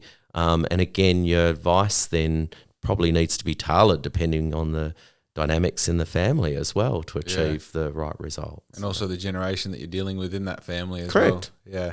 Correct. Wow. Because, I think the more I observe, business owners, probably the easiest way to categorize. I don't think it's just business. I think winners in general, you know what I mean? There's a lot of athletes that I know that if they decided to get into business, it would be easy for them, and I do attribute a lot of my tenacity in business and I would say risk taking as well to being an athlete at an early age. You know, like if you want to win a race, you got to train and you got to fucking risk it all every race. You know, you've also got to go out extremely hard and try and maintain that over a long distance. You can't think that it's going to wind up. It's the same with business. You have to go out hard. You have to fill the day, even if there's nothing to do, until your day gets busy, and then you got to keep up, right? I think the thing that I find most consistent throughout these winners and business owners is that laser focus. And I'm actually borrowing someone else's quote there with laser focus, but it's not exactly laser focus, but it's that, like Sue Chapman said it really well. It's that wanting to see if it's possible, if I can do it, and if I do it, what can I do after that? You know? And I think that consistency in business owners, like there's not that many business owners that I know on a personal level that don't have that element to them. I think the thing that changes is the degree of severity of that element, right? Because some of them are, you know, Conor Galati from Outdoor World, that guy is a fucking animal. He wants to know. He wants to know. No, he wants to know, right? And then, you know, I've got, that'll be the last name I'll mention because some people don't want to be mentioned on podcasts. But, you know, I've got another young friend who's in business and he's 7 years into business, and he has this really peculiar wanting to know if he can do it or not. You know, it's almost like it's, if you want to find the most efficient way to do any job, you give it to the laziest person on your team, right? And he has that, but the most beautiful version of that. Right. You know? Yes. And it's like, you know, you tell him about like, oh, have you heard this AI tool? And he's like, oh, no, that would save me like 4 hours. And you just know that dude's going to be using that AI tool today. Yes. Yeah. Yes. So, yeah, I think the reason that I ask about the correlation between what you see in books and what you see in character traits is like, that's where it's sort of coming from. And I think that one thing that I've seen, I suppose, across the board is the people that have got the really good work ethic, you know, they're generally the ones that are going to succeed. Now, clearly you need to have ability as well. So you're going to have the best work ethic out there and no ability, and it's probably not going to work. Right. But in terms of probably the one key factor, I think, is that work ethic, you know, is that what you just talked about, Jake, is I'm going to make this happen. I'm going to work hard until it does, and I'm going to be focused. I'm going to take advice, and I'm going to really work at this. And they're generally the people that do well. Right. Let's, do you know Think and Grow Rich by Napoleon Hill? I've heard, don't really know about it, no. All right, Rich Dad, Poor Dad, Robert Kiyosaki, whatever it is, and Psycho-Cybernetics. You aware of? I've heard of them. All Can't right. say I've read too much of them, but yes. Let's generalize, Yes. right? This idea that using that imagination I was talking about, I'm going to sit here and go, what does the ideal 5 years from now Jake look like? And then I'm going to go, okay, it looks like that. What does it feel like? It feels like this. I'm sitting in a nicer couch. I'm maybe a little bit physically bigger. I'm more attractive. I smell better. I got more expensive cologne on. I look at my bank account. I can afford to do stuff, you know. I got this car in the driveway. Very, you know, physical, right? And then you go, okay, cool. Now that we know what it looks, tastes, feels, smells like, what would you need to do, you know? Well, right before that moment, I'd have to buy that couch.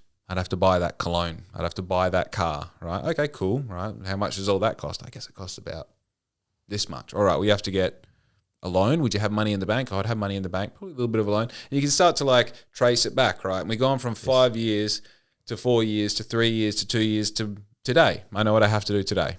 I have to start a business. I have to do whatever it is. And there's this like connection between logical steps we need to take between where we are and where we want to be. And then there's this imaginative, psychological space that we need to A, have a trust that it's possible. Yes. B, have a trust that it's possible for me. And C, a leaning on that trust as if it's going to happen. Yes. Yes. Does this all resonate with you? You know, it's true. You've got to have that faith in your ability and the fact that you can achieve. Because whatever you're doing in life, if you drop the ball, then that's the end of it, isn't it? So, and in business, you can't afford to do that. So you've certainly got to believe in yourself. And there's times when that's a bit tougher. There's times when that's easier, depending on how things are going. But you've certainly got to focus and you've got to work and you've got to have that faith. So, how big of a role do you think that faith plays in business? I think it's really important. I think it's really important to, particularly in the earlier stages, which I think is what you're referring to here, Jake, in the early stages of business, then you've got to keep that momentum up, don't you? Right. Because early in the piece, you're generally working pretty hard for very little. Yeah. That's general scenario, isn't it? You do a lot of work, particularly if you're starting a business from scratch. You've got to accept that you're going to be working really hard for very little initial reward generally. You've got to be looking in the longer term. You've got to keep your eyes on that vision and you've got to work hard to achieve that. Then you start to see some, results of your hard labour, which helps you to stay focused. But again, there's going to be times where you may work really hard and things don't pan out as you thought they were going to, and I see it as a bit of a kick in the guts, but you've got to get up and keep going, don't you? So, right. And then I think also, sometimes talk to clients about you've got to also, reward yourself at times, when depending on the financial position of the business, of course, got to be money there to do it. Yeah. You got to be spending money that you can afford to spend, but sometimes along the path, you've got to reward yourself for your hard work and sort of start to that vision you just talked about. You got to start to fulfill some of those and reward yourself. Buy a Porsche? Is that what you're saying, as my accountant, that I should buy a Porsche now? We might have to look at your financials first, Jake. I don't look at it, just spend. We talked about that trip to Lebanon and all that recently. Yeah, and you said no. But you've got to reward yourself as you go along. And for you, a trip to Lebanon might be what you need to reward yourself for that longer picture. And as long as you can afford to do that, and like I said, the maths lines up, then you've got to do that at times. So, because different things make different people tick, don't they, Jake? So, and if I've got a 5-year goal and I've got no rewards as I go along, I'm probably going to burn out, aren't I? 100%. Yeah, and if you rely on birthdays and Christmas as a time to have time off, you're going to be real upset when you realise they take more energy. And so different people, I think it comes back to understanding what makes you tick. And so you've got to work out what rewards you need to receive personally to keep you on that path, to heading towards that goal. And so part of what you're talking about in that planning, I think, is to try to reward yourself. And that could be time off, it could be holidays, it could be cars, it could be sort of assets, it's different things for different people. So you got to work out what you need. Part of that projection into the future of what is the best case scenario, what would I love to have happen, is actually the rewards. I would love to, I know that this is a thing, you can't go and buy a $130,000, $150,000 Porsche as soon as you can afford it. The reality is you need to get to a point where $130,000 won't affect you. Then you can reward yourself, because then it's actually a reward. If you do it just as, I could have bought a Porsche when I was driving a truck. It's not a reward, it's a debt. It's a massive amount of interest. That's what it is in reality. Yes. I think the crazy part about the journey is you actually get to the point where, I've got to the point now where I can buy the cologne and I get more than one pair of shoes for myself every year. That's where I'm at. I can do that now. I can get more than one pair. Yes. And you can go to Lebanon, you can, do a couple nice things. I could get to Lebanon, fucking crazy. When I'm there, you get a tattoo and you do some stuff wow, right? But I think part of that journey is that you realize the rewards are such a, a physical, touchable byproduct that you actually, once you get it, you're like, oh, the real reward is how far can I go? The actual reward is all right, exercise the ability to learn and to grow and to relax and to reward myself and do all the things, take time off, work harder, do an all-nighter, fuck it, The real reward is now you've got this far. You've solidified the faith. How much can we grow the faith? How much can we get out of this, And also constantly, as much as you don't want to, but constantly reviewing the personal why. Why do we do this? For me, it's quite clear. I know why. So then when it goes to I can't fucking be bothered learning this new, like I said today, we're testing these microphones out. these microphones work.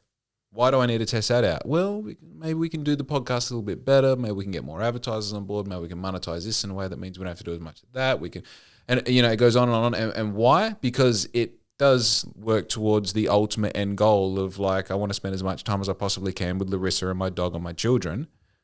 And ideally, I would love to do that just podcasting. This is a very small part of why, but it's part of why.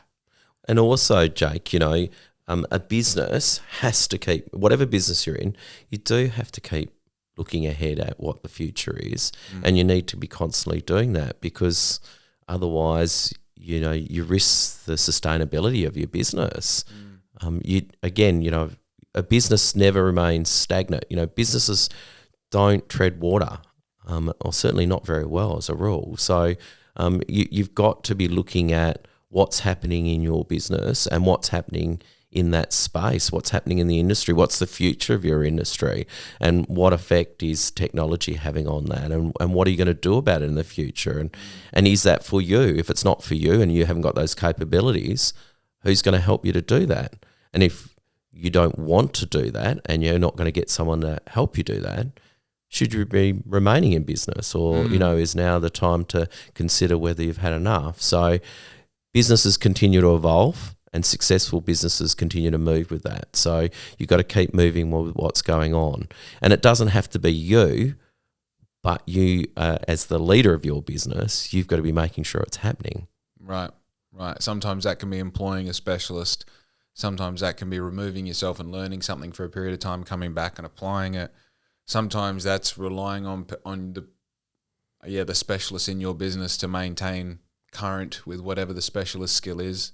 Yes. Is that the sort of thing you mean? Yeah, and also looking at, to use an example, it's quite common where you have the scenario where you've got the senior person and you've got more junior people in an organisation, and you look at their strengths and weaknesses. I'm being the more senior person, I've got lots of years of experience. I'm probably not as apt with potentially technology, for instance, or I'm okay with it, but the younger generation are better at that, so I suppose again it's having the wisdom to say, look, these people in my organisation have got this skill set that I haven't got. I should foster that. I should encourage that, because at the end of the day, you'd like to think that everyone in your business is working together to that goal. Yeah. So you've really got to enable people to do their skill set, don't you? Make sure that the goalposts are the same for everyone as well. Like dealing with a lot of businesses, I do see sometimes. I mean, the coffee van was really good because you had a personal relationship with the people on the floor. There's always the people up in the office, but I had a really good relationship with the people on the floor. And then outside of work hours, you might talk to the people in the office, right? And then you realize that the goalposts for them and the goalposts for these are totally different. Yes. And if your culture isn't where it needs to be, the people on the floor, they give a fuck about one thing. It's called 5 p.m., right? Whereas up here, they're like, but if we get this many units through and these people are doing this job and they're following the process that we make for them and all the rest, like you have a procedure, you have like a standard, you have a system, but you don't have culture, then the goalposts are completely different. Yes. One is arriving and leaving and the other one is trying to do a good job.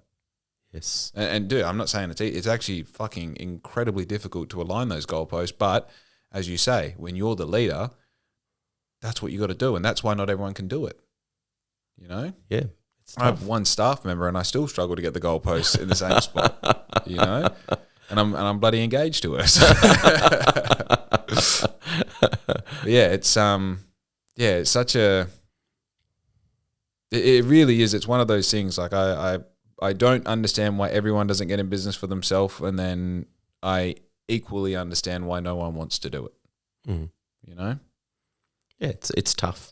It's, there are times, I think you talked about it before, and depending again on the business, but if you're a sole trader and you're it, and there's just you, it can be very lonely in business, can't it, Jake? Yeah. And then if there's you and potentially a small number of staff, equally, it can still be very lonely in business because you're it, and particularly, as you said, if your staff are just sort of wanting to clock in and clock out and they're not involved in the sort of running of the business and you're responsible for everything, it can be pretty tough going at times. So these, and I know you do it, and I encourage everyone in business to start finding people that you can talk to, you know, these groups where you can go and catch up with like-minded people and chat about stuff is really important, I think. It's just being able to, and I often have, you know, a lot of my clients talk to me over the years about it. It's nice just to have someone to talk to, because I can't talk to my friends because they don't understand. They're not in business,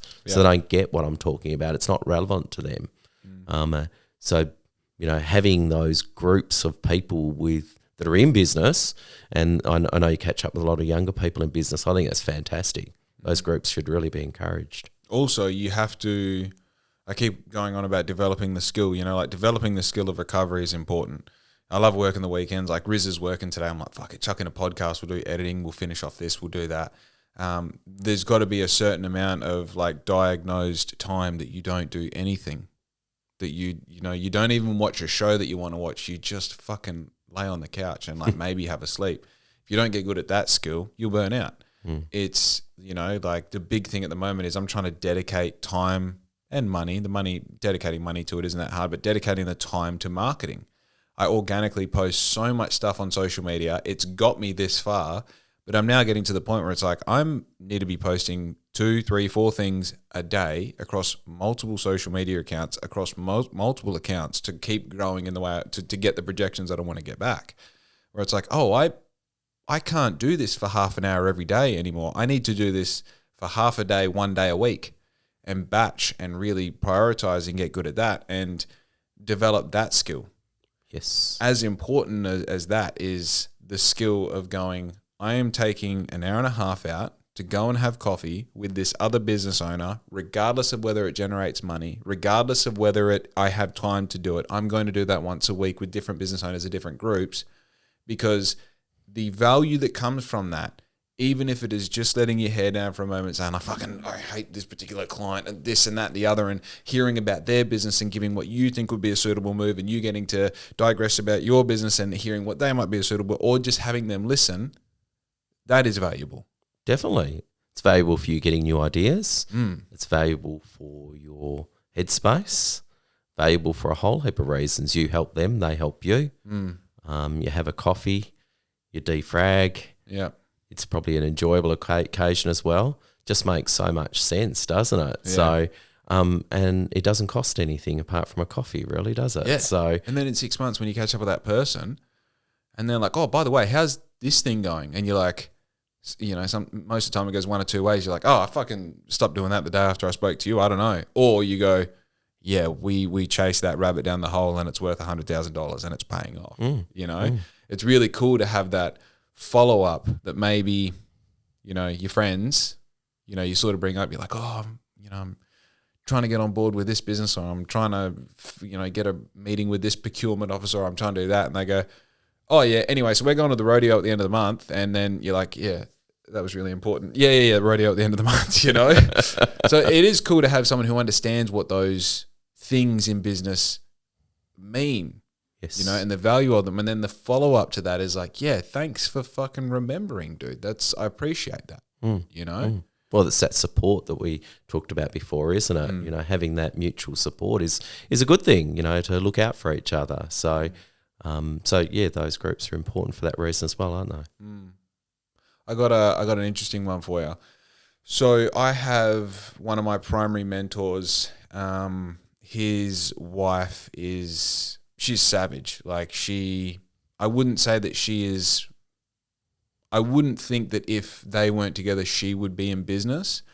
But I think in the position that she is a very powerful woman alongside him that supports his business majorly.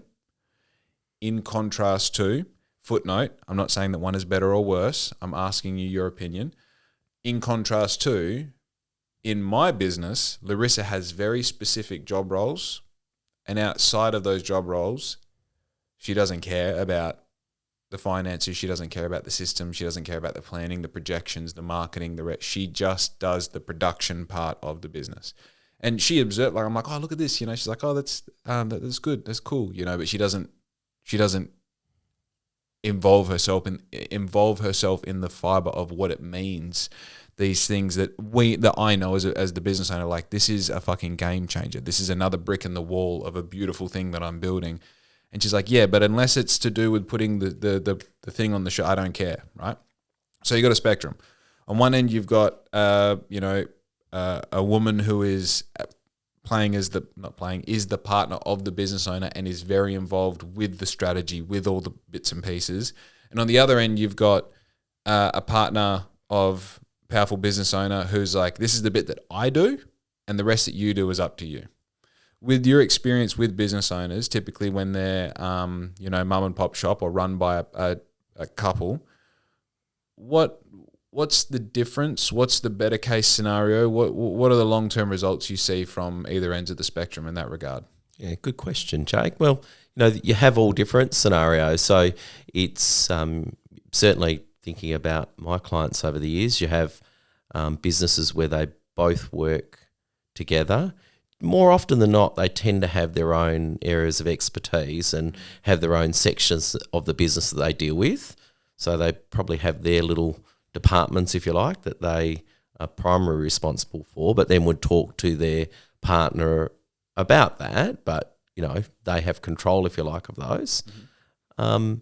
That's probably a more common scenario than not. And I suppose often when you have a small business, you've often got the scenario where one person's got the skill set and the other person is assisting. That's not an uncommon scenario, is it? Right.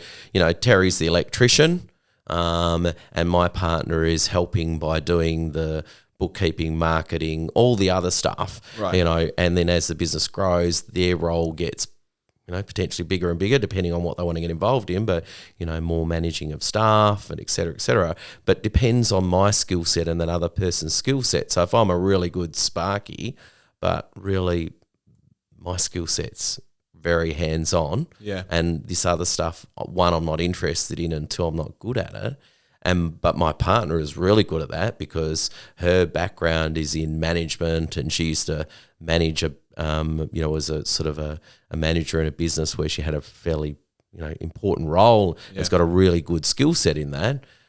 You can see how that business is going to develop. Most likely outcome is Terry's going to continue to employ electricians and supervise electricians and do that side of it. And my partner's then going to continue to do all the other stuff, everything else that's involved in running the business. But then we've got to communicate effectively as well, haven't we? Right. So there's I suppose the key in my book is in terms of how as a couple you work together in the business, how well you communicate, and how you problem solve and dispute solve through that.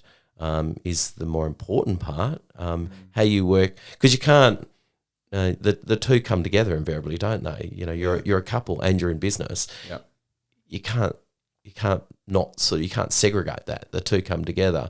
So more importantly, in terms of if I'm looking at it purely from the business perspective, really quite important that we can work together in business and not be at each other's throats. And equally, when we go home, we can still have a relationship. Yeah. That's really hard to do in business. Really hard to do. It's very rare that, it does happen, but it's very rare that doesn't sort of create issues potentially in the relationship, isn't it? It's quite common for that. Especially when it's, high risk, high reward decision making. You're continuously taking what would perhaps seem like unnecessary risk in order to continue to grow the business and to, take it somewhere that you can see but maybe she can't. I definitely would say we've experienced that. We lived in a caravan together for like 18 months and I'm like, I want to build a business so I never have to not be near you. That was my catalyst, and it sounds corny and, romantic or whatever, but that's honest. Every decision that I made in this business has to be around her and Louie, the dog. That's all I give a fuck about. And, at the moment I'm deciding whether or not I should train and compete in the Three Waters Marathon, like do the actual marathon. Right. Yes. I'm like, I'm going to be out of the house an extra like 7-8 hours a week just running. I don't care about how much it hurts me in doing the running. That's 8 hours a week I don't get with these guys. It's a big commitment, yeah. Right? And I think that part of it is like, we honestly fuck around 10, 12 hours a day together every day. We fuck around. We're literally like just best friends. So I hear what you're saying. Yes. And also the stress might increase and like add a baby in the mix and all the rest, and it might be a different scenario. Cool. I only know what I know. But I think that element of, can you do this together? Can you be on a sinking boat together? Can you be in the dark together? Can you be in the light together? You know, because whoever you guys are without money is just multiplied with money, right? There's that part of it. I think maybe what I was trying to draw on before is the likelihood of a male and female both being absolute weapons of executors, visionaries, and business owners, and also finding each other, and also being in business together, is so small, but it is possible and it does happen. Yep. When you see that happen, do you find that those couples tend to be very successful, very accelerated? Yes, and certainly. Yeah? Certainly. Have you seen it a few times? Oh, certainly. Yeah, definitely. And they generally achieve exceptional results because you've got that sort of they're just pulling more together, aren't they, than what they do individually. So, certainly have. Yeah, it's one of those things where and don't get me wrong, I love Larissa to bits, and I love the fact that she almost slows me down a little bit because it does keep me very grounded. I'd be, you know what I mean, fucking in the stars if it wasn't for her. And also she really helps me execute on stopping work at 5 o'clock. We don't talk about, like, I only get to do this because she's at her other job that she works a couple of days a month on a Sunday. Otherwise, we would be doing Sunday things. Yes. Right?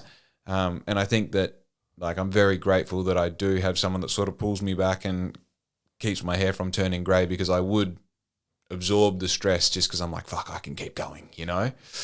So, yeah, it's very, it does interest me, because I think, you know, like you know who Alex Hormozy is? Nah, of course you don't. He's like a business influencer. He owns school.com. He owns acquisition.com. And have you heard of school.com? No. No. So it's like a community-based thing where you can, like, if you're really into Hot Wheels, you can have your own school dashboard where you can have people subscribe to your thing, where you teach them all about Hot Wheels and teach them about trading Hot Wheels, whatever it is. And, you know, it might cost you, the subscriber, like $3 a month, and he keeps $1 and I keep $2. Right. Like, I'm part of a marketing school program where I think it costs $4,500 to sign up for a year. So whatever that is divided by 12, and you get a seminar, right? And then on that school page, I then have access to all the other seminars that they provide. They host like weekly Zoom calls where you can like connect. Anyway, point is, Alex Hormozy, his wife, Layla Hormozy, that's a great example of just like these two powerhouses of business people somehow found each other and somehow lasted long enough to build this now multi-billion-dollar enterprise. And you're like, what the fuck? It's amazing to see, isn't it? What the fuck? Yeah. Like, that's crazy, right? So yeah, and then, you know, this mentor of mine, like, I see how they move and operate and communicate, and I'm just like, oh, you guys, your blood type is business, you know? It's just so fascinating to see. But yeah. And it's great if you've got the two people working together, Jake. So if you haven't got that, you know, if you've got the other situation where there's either just yourself or what you talked about, where your partner has certain skill sets and that's all they want to do, then it's all about filling the void with those other skill sets, isn't it? So getting the right people involved in the business that are going to fill those voids. So I suppose the point being, whether it's you, whether it's your partner, it's great if those are all fulfilled by the two of you, but often in business you need other people with other skill sets to come in. So it's really important to get them into the business and then also get them involved in decision making. So, and then that's another whole ball game in terms of how you get them involved in the business, how you look after them, how you enable them, and how you reward them.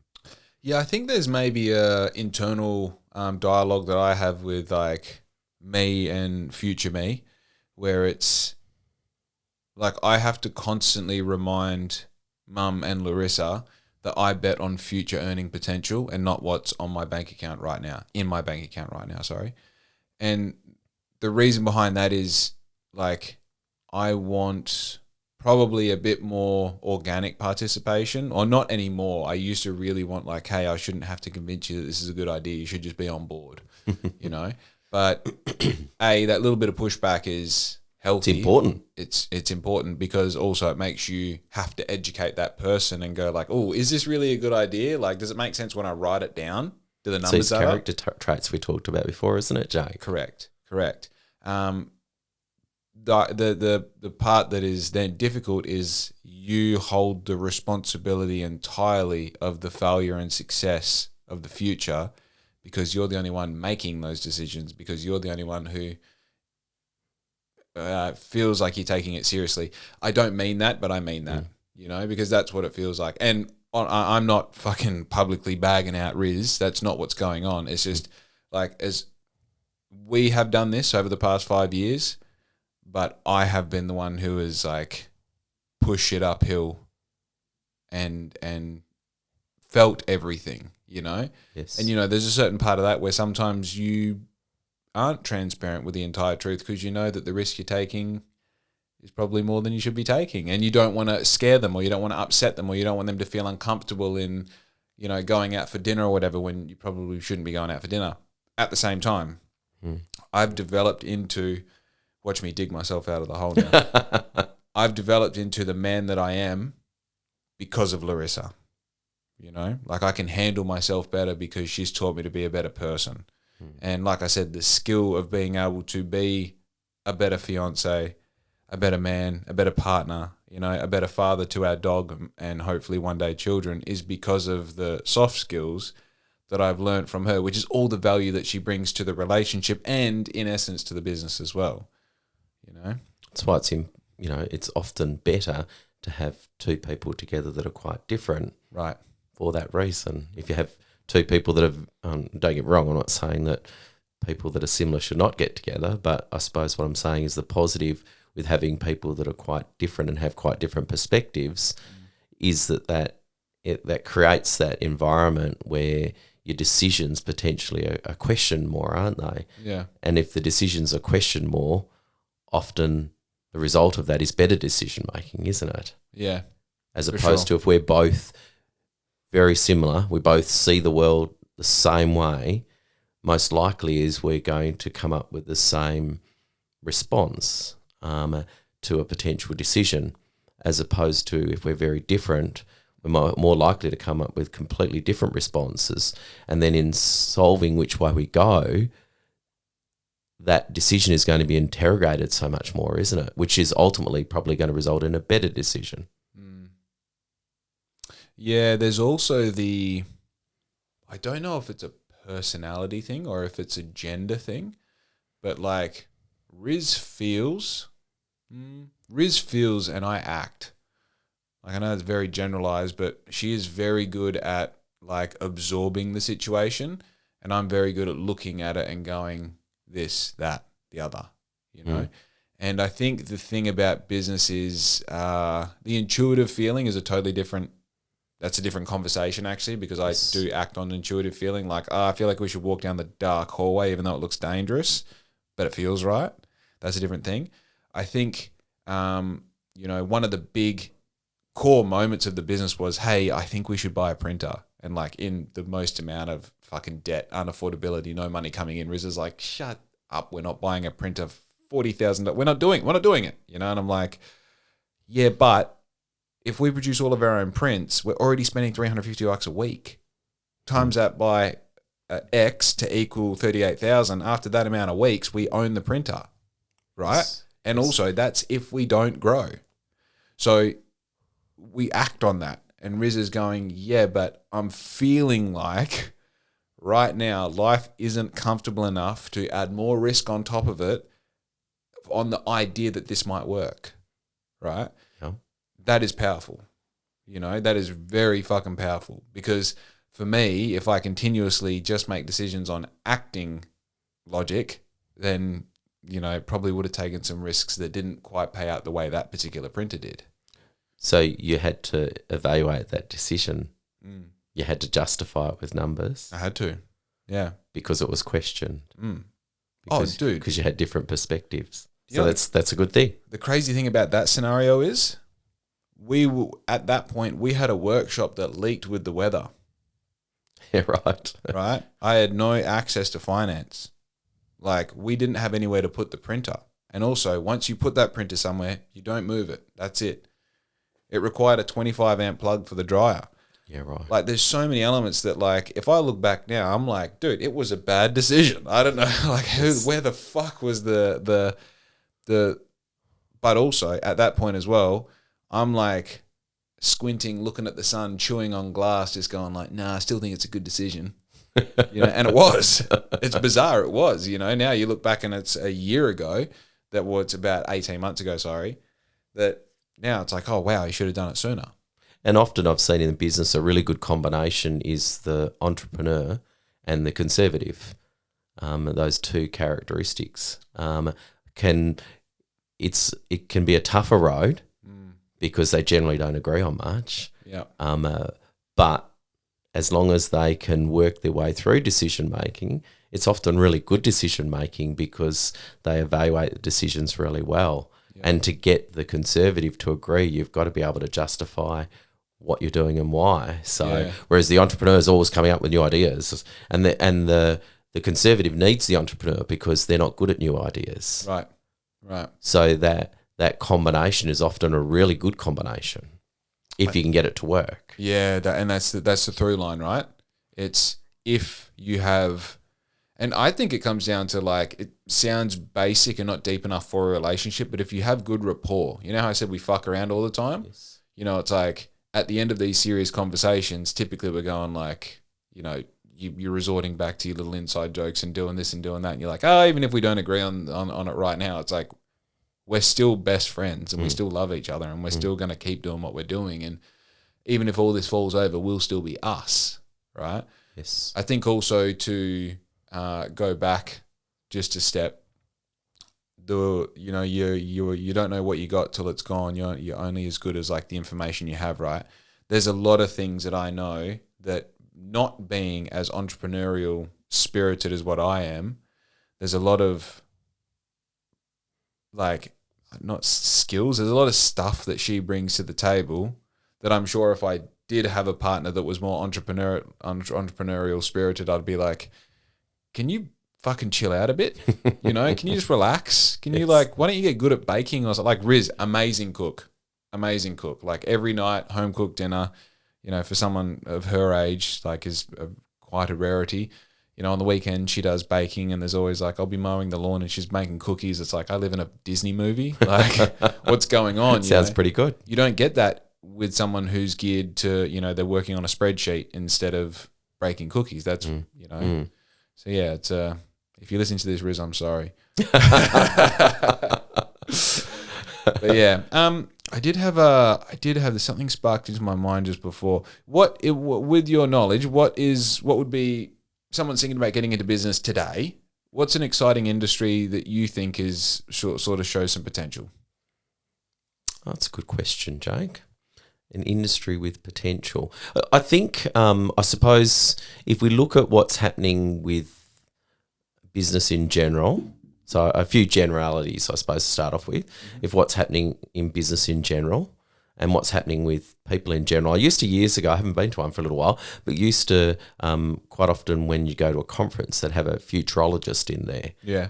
And I used to really enjoy listening to what they would talk about because it was really quite important for thinking about what was going to happen with businesses in the future would be very much based on what's happening with technology in the future, isn't it? Yeah, 100%. So I suppose if we look at what's happening with people, what are people doing more of? What are people looking for more of? People are generally looking for more services. What's changing is, I suppose if you go back years ago, I suppose, in my opinion, people were more reluctant to pay for services. What's the businesses that are sort of succeeding really well are providing a service that people are prepared to pay for. And more, generally speaking, people are the general population is probably becoming a little bit more lazy, if I can use that term. And that's probably sounding really bad, but I don't mean in that context. But, I don't go to a restaurant as often as I used to. I get it delivered to home, don't I? Yeah. So, if you went back 30 years with a business model where you delivered food from a restaurant to someone's home, would it have been successful back then? Don't know so much. Not as much. Today, though, a lot of those models are very successful, aren't they? Yeah. So if you look at what's happened in business in recent years, a lot of it has revolved around service, and a lot of the successful businesses are in that space now, aren't they? So I suppose, and state the obvious, technology is a really important factor, and so much changing with businesses. I think you've really got to have a good hard look at what impact is AI and technology going to have on your business. If you're looking at a particular business, what does that look like? And we've seen lots of businesses where that's been replaced. The old video shops have been replaced by streaming, for instance, is a prime example of a business. You go back many moons ago, and how successful were the civic type businesses, the video type businesses. And then we all knew that when streaming came through that they would die, and they did. So I suppose it's looking at those sort of areas. It's sort of looking at service type businesses that you can do really well. So if you're looking at, because I think you're talking about starting from scratch potentially. Yeah, for sure. I think it's looking in that area. I think there's a lot of exciting opportunities in that sort of area. There's in my mind when you say that, I see fueling up people's car for them. Yes. Driving to them and putting fuel in their car. Yes. Because as a business owner, if you can save me time, I do this equation. Like, if you want me to design something for you, it's $100 an hour. So if you can fuel up my car and it saves me, say 20 minutes, well, then I'll give you a third of $100 an hour to fuel up my car. It's a very simple equation. And I'm not that expensive. Like, I've got friends who their time is probably worth $1,000 an hour, $2,000 an hour. You'd know these people. Yes. And it's like, if they can just get in their car every Monday, they get in their car and the thing's full, that's worth a subscription. I heard of there's these new business startups, I guess, where it's people selling their time as friends. Right. Yes. So Tuesday, 3:00. I show up at your house and we just go for a walk around your block and we just talk, and you can tell me about all your stuff. It's not a psychiatrist. It's just a friend. It's just someone to, it's cool. Yeah. And here's what's going on in my life, and shit, I can make up my life story if you want. It doesn't matter. I can, suit it to your thing. And it's just an hourly charge, because people are so sick of having these relationships that they want to have these relationships, yes. And it's, that sort of thing is like, speaks directly to what you're saying. Yeah. I think it's, to some extent, you look at what businesses are doing now, and then look at changing those to be more service orientated, I suppose, is what we're talking about, isn't it, Jay? Yeah. And if you can get that model to work really well, it can be a really good business. Our population, we've got an aging population. So we've got a large group of people that want to stay at home, that struggle to stay at home. We've got a shortage of nursing homes, for instance. Yeah. So there's potentially service-based models in that area, isn't there? Where you could establish businesses in that area where there's, increasing demand, and a lack of potential businesses in that space. So I'm just throwing, things out there in terms of. You just gave me a fucking crazy idea. Yeah. Well, there's lots of areas, I think, where we can use quality service to take an existing business model, and do really well. Do you fear AI? No, not at all. I was just having this conversation with a friend yesterday. I think AI is going to change a lot of stuff. There's no question about that. And again, looking at where I've come from and where I am now in business, one thing I've noticed a huge difference in that period of time is again, when I started, finding information was difficult. You know, your sources of information were limited, and they were generally books that you had to buy, or you had to speak to people to find out how to do things. So if I didn't know how to do something, I had to either find a book that told me how to do it, or I had to get someone to show me how to do it. Yeah. I don't have to do any of that anymore. It's all readily available on the internet, isn't it? So finding out information is quite easy. Yep. But if we look at also what's happening in the world now, I think the reliability of information is becoming more questionable. We have more people trying to steal our money and steal what we have. And our attention. Correct. There's sort of, I suppose, there's almost a bit of a conundrum where we've got less trust but more information. So I think AI and developments in that area are great, but we've got to be really careful to make sure that the information we're receiving is right. Yeah. And then we're making decisions based on good information. You know, there's a prime example which you may have heard of in the news during the week where, you know, there was some information provided to government that was provided through an AI source, through a consultant, that was completely wrong. Wow. I didn't know about that, no. And we're talking, you know, really quite important information. So, you know, and we're talking government at the highest level have got a report that's been presented to them that's not factual in a lot of cases. Crazy. You know, they identified, I think, more than 10 errors that were just quoted from books that didn't exist. Yeah.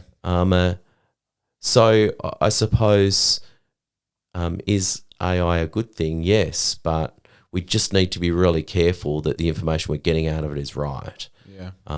So I think there needs to be a process of evaluating that information, and it will make a huge change to lots of different businesses. My business, for instance, will make a huge change to that over time. I think your example of like information acquisition, right? So right now, if I want to learn how to get these microphones to go straight to my laptop, record directly into Premiere Pro as a dual audio track, like it, you know, and it goes on and on. I ask that direct question to ChatGPT, and it tells me in steps, like I'm an idiot, right?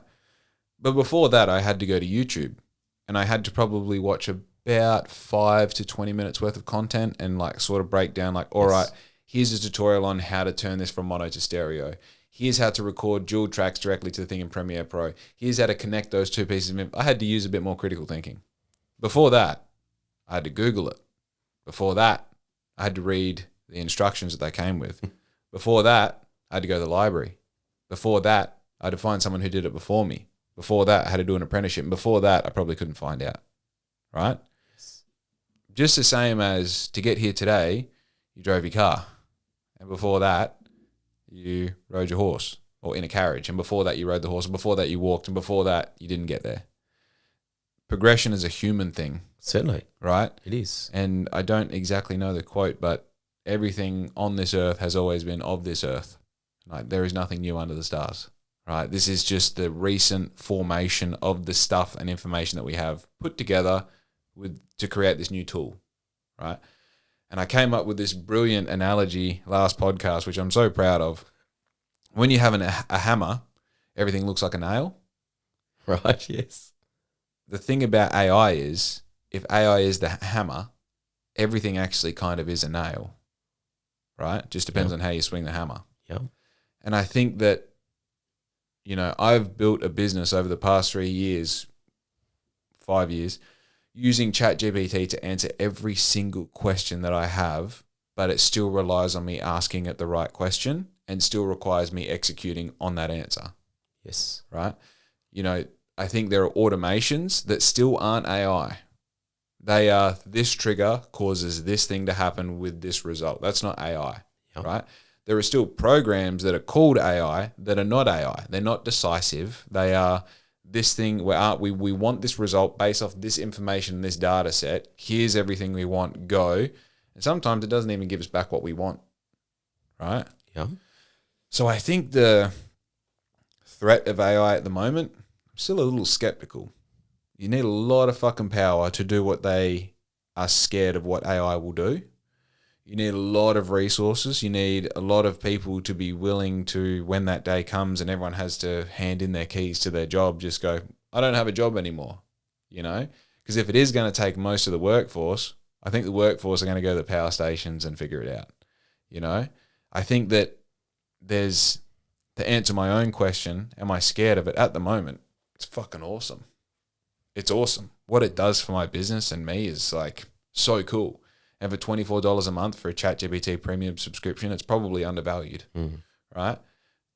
Is it a thing to be scared of? Yeah, day by day, probably not. I'm very keen to fast forward 5 years, 10 years, 30 years and see what it actually does, because I think the steps between where it is and where the scary point is, there's a lot of ifs that the bridges have to be crossed. But in business always evolves, doesn't it, Jake? Yeah. And business always changes, and it has since, the days of sandals, Right. and it will continue to. So I think in business we shouldn't be fearful of change. Quite the opposite. We actually need to embrace change because business is change. That's right. So when change occurs, we've got to then look at what impact that's going to have on my business.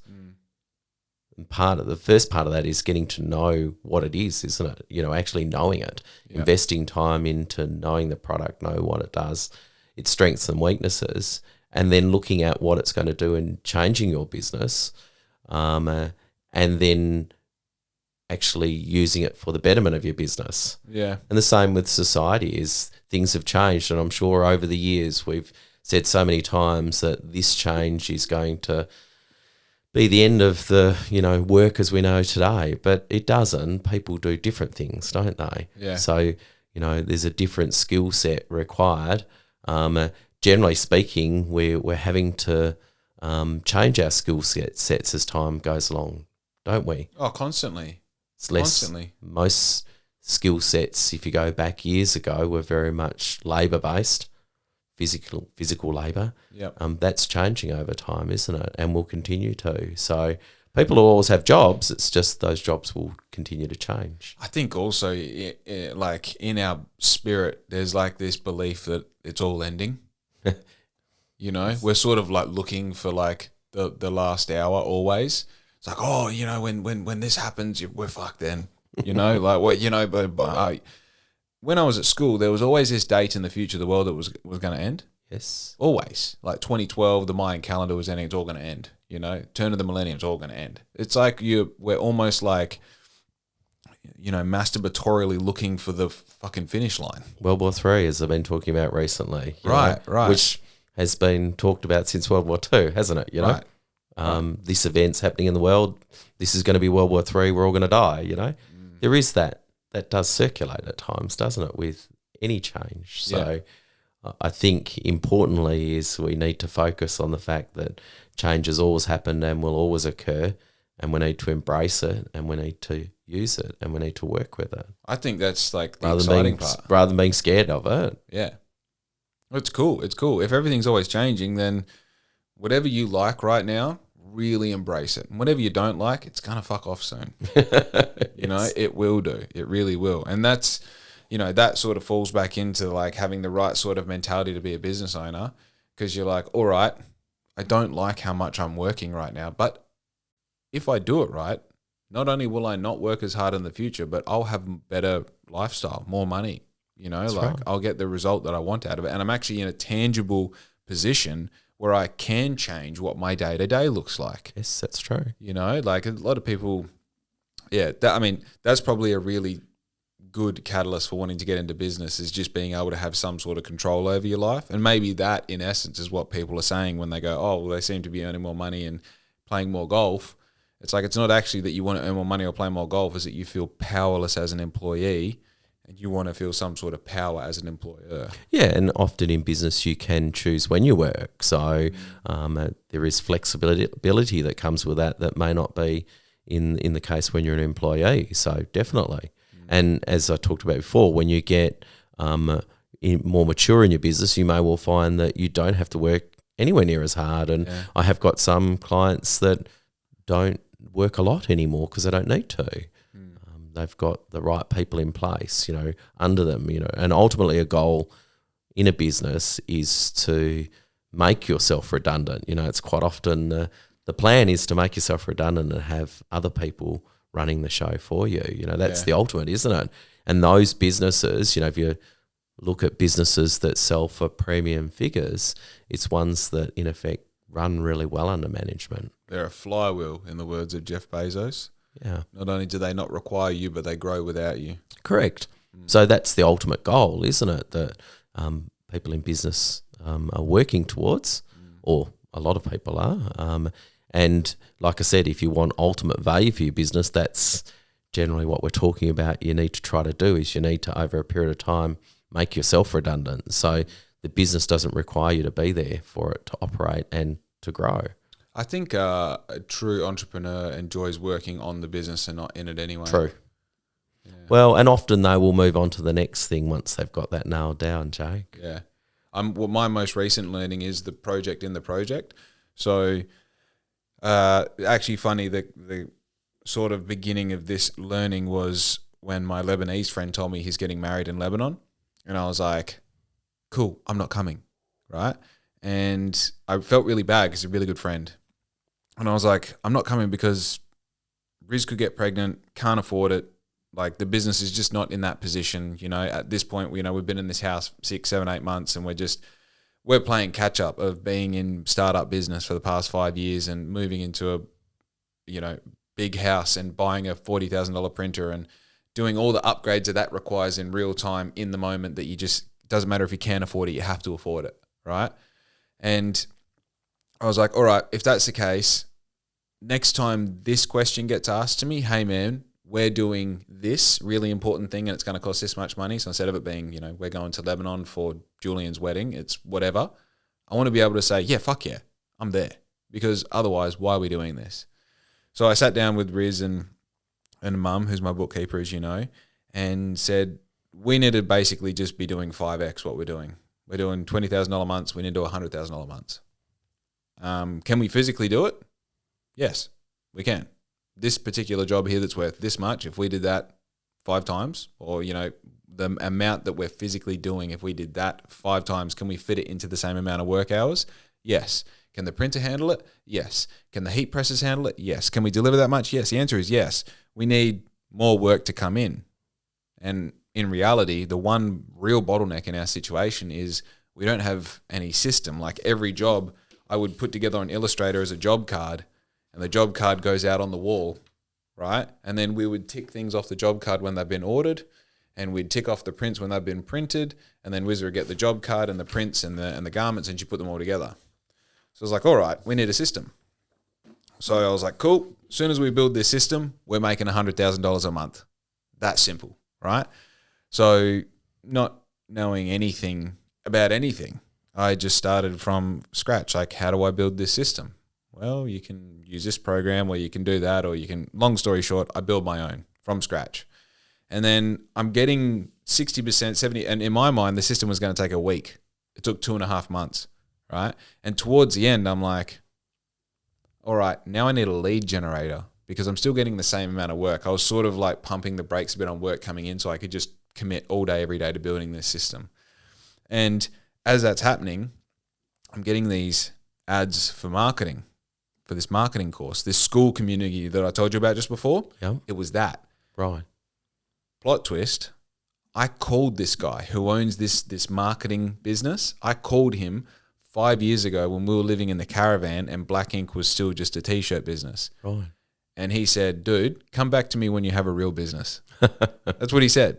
Like all due respect, dude, I can't fucking help you. You're not making any money. What are customers? You're not making. You can't pay me to help you get more customers. We're not talking about anything. So when I saw his ads come up, I'm like, oh, I'm actually making money. Like I can call this guy. So I call him. I tell him about my situation. He's like, dude, good to hear from you. Fucking book in. It's $4,500. I'm like, don't have $4,500. I'll book in because I'm thinking I've got the system. I've got the production. We've got the delivery. We've got everything. If we just add lead generation, going to all be good, right?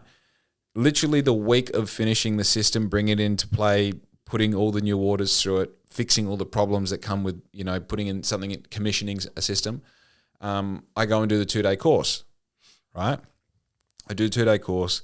I come back and I'm like, sweet, all I have to do is now apply all of this marketing thing that I've got, and we're sweet, $100,000 a month, right? So far, I've like done this thing where I'm like, oh, here's that self-awareness I was talking about. Twice in 3 months, I've said all I need is this and then this outcome. Do you know what happened twice in 3 months? Not that. It didn't work. It didn't work. It's the project within the project, within the project, within the project. There is no one client that's going to change your business. There is no one project that is going to change your business. There is no one decision that is going to change your business. It is an accumulation, as you know, of heaps of successes, heaps of failures, heaps of pivots, heaps of additional values added onto your business that will then one day slowly trickle in an accumulation of hopefully compounding and accelerated positive results. That's true. And now it's like you can actually see the catalog that I'm building right there on Illustrator. It's like that's my next project that I'm like, okay, cool. This isn't the thing that will change, but also as I get new customers in, I'll then be able to send them this catalog and show, instead of relying on you going to my supply catalogs on their website, you've now got a physical thing that you can see. Digitally, you can click on links, or physically, I can give you the catalog. And there'll be another project after that and another project after that. Point that I'm making is the project within the project within the project. That's one of those working on the business and not in the business. Yes. And alongside doing all of these things, I'm also answering emails, answering the phone, doing all the bullshit, right? Yep. But those projects in the projects are the things that I really enjoy doing. They're the things that I wake up at 4:30 and I race in here and have a coffee and I'm like, fucking back to the catalog, And that's sort of been the most recent lesson that I've learned, is that don't think that any one project is going to change the complete foundation of what you've got, but see it as another brick in the wall of this beautiful building that you're building. It's good, Jake, because it's true. Yeah. Yeah, it's a process. Business is a production line and you're always working on the production line. And so there's a whole heap of different steps in that, isn't there, Jake? 100%. So, and what we're constantly looking at doing is working on different areas of the production line. And then they, in themselves, we get them humming, but then there's other things that flow from that, isn't it? So, So we're constantly working on what we're doing. Well, if we've got a good business, that's what we're trying to do, is constantly improve our production line. So whatever business you're in, if you look at it as a production line and how can I improve that production line, it's probably a good starting point. Yeah. And there's, as you rightly said, there's different steps and processes within that. Yeah, yeah. And then also there's a skill of not getting too lost in the sauce. Yes, certainly. Yes, certainly. And it's being wise in using our time and then working out what we can and can't do, working out what we need to get help with. Can we afford to get the help to do that? Do I need to do other things to make more money before I can afford that? You know what's interesting is the conversation of, do I pay someone to make the system? Do I put into ChatGPT, now that I've built that, essentially a program, how much would I have paid a contractor to do this? So like, this is a $10,000 to $25,000 job that you've executed over 2.5 months, right? Do I pay someone to make my catalog? Do I pay someone to do my marketing? At what point do you stop being the startup entrepreneur and be the businessman that hires professionals to do those jobs? Because the advantage would be, well, I got my time back by paying them to do it. The advantage on the other side of the fence is, well, now when something goes wrong, I know how to fix it. And as I need to make changes, I can make those changes.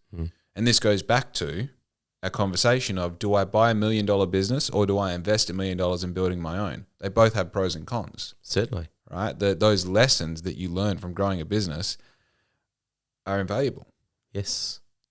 And we're constantly making decisions on those exact things, aren't we, Jake? 100%. It's all economics. The value of decision making as well. I really appreciate that I learned how to make a $10 decision before a $100 problem came my way. If you buy $1 million business and it makes $350,000 a year, beautiful. But if that $10,000 question comes your way and you answer it incorrectly, because you didn't go through the hard school and knocks of answering dollar questions, $10 questions, $100, $1,000, $5,000. Now you started a $10,000 question. Fuck, you better learn quickly. Definitely. You better learn quickly. Otherwise, you're going to have $1 million debt. You're going to have no staff and a business that just turned into shit overnight because you're not the guy who built it over 35 years. Correct. You've got to, and that's where having those people around you is so important. You know, what staff are you getting with the business? How long is the previous owner going to hang around to teach you, and how much time do you need him to hang around for? The more complex the business, the more it revolves around him. The longer he's got to hang around so that you don't make those wrong decisions earlier on in the piece. So if you're buying an existing business, those factors are really crucial in terms of making sure that you get the right knowledge base, be it within the employees, making sure they're going to hang around, or from the previous owner, and getting buy-in there. And you'll quite often find that depending on the size of the business, you'll find that you have what you call earnouts, so that basically you make sure that the vendor's got skin in the game. So he's got to help you to achieve certain goals. Or otherwise he doesn't get paid his value. So if the business is really complex, you may need to look at using some of those provisions to make sure that he does effectively teach you. And if he doesn't, he's got to pay for that privilege. That's interesting. I know of vendor finance.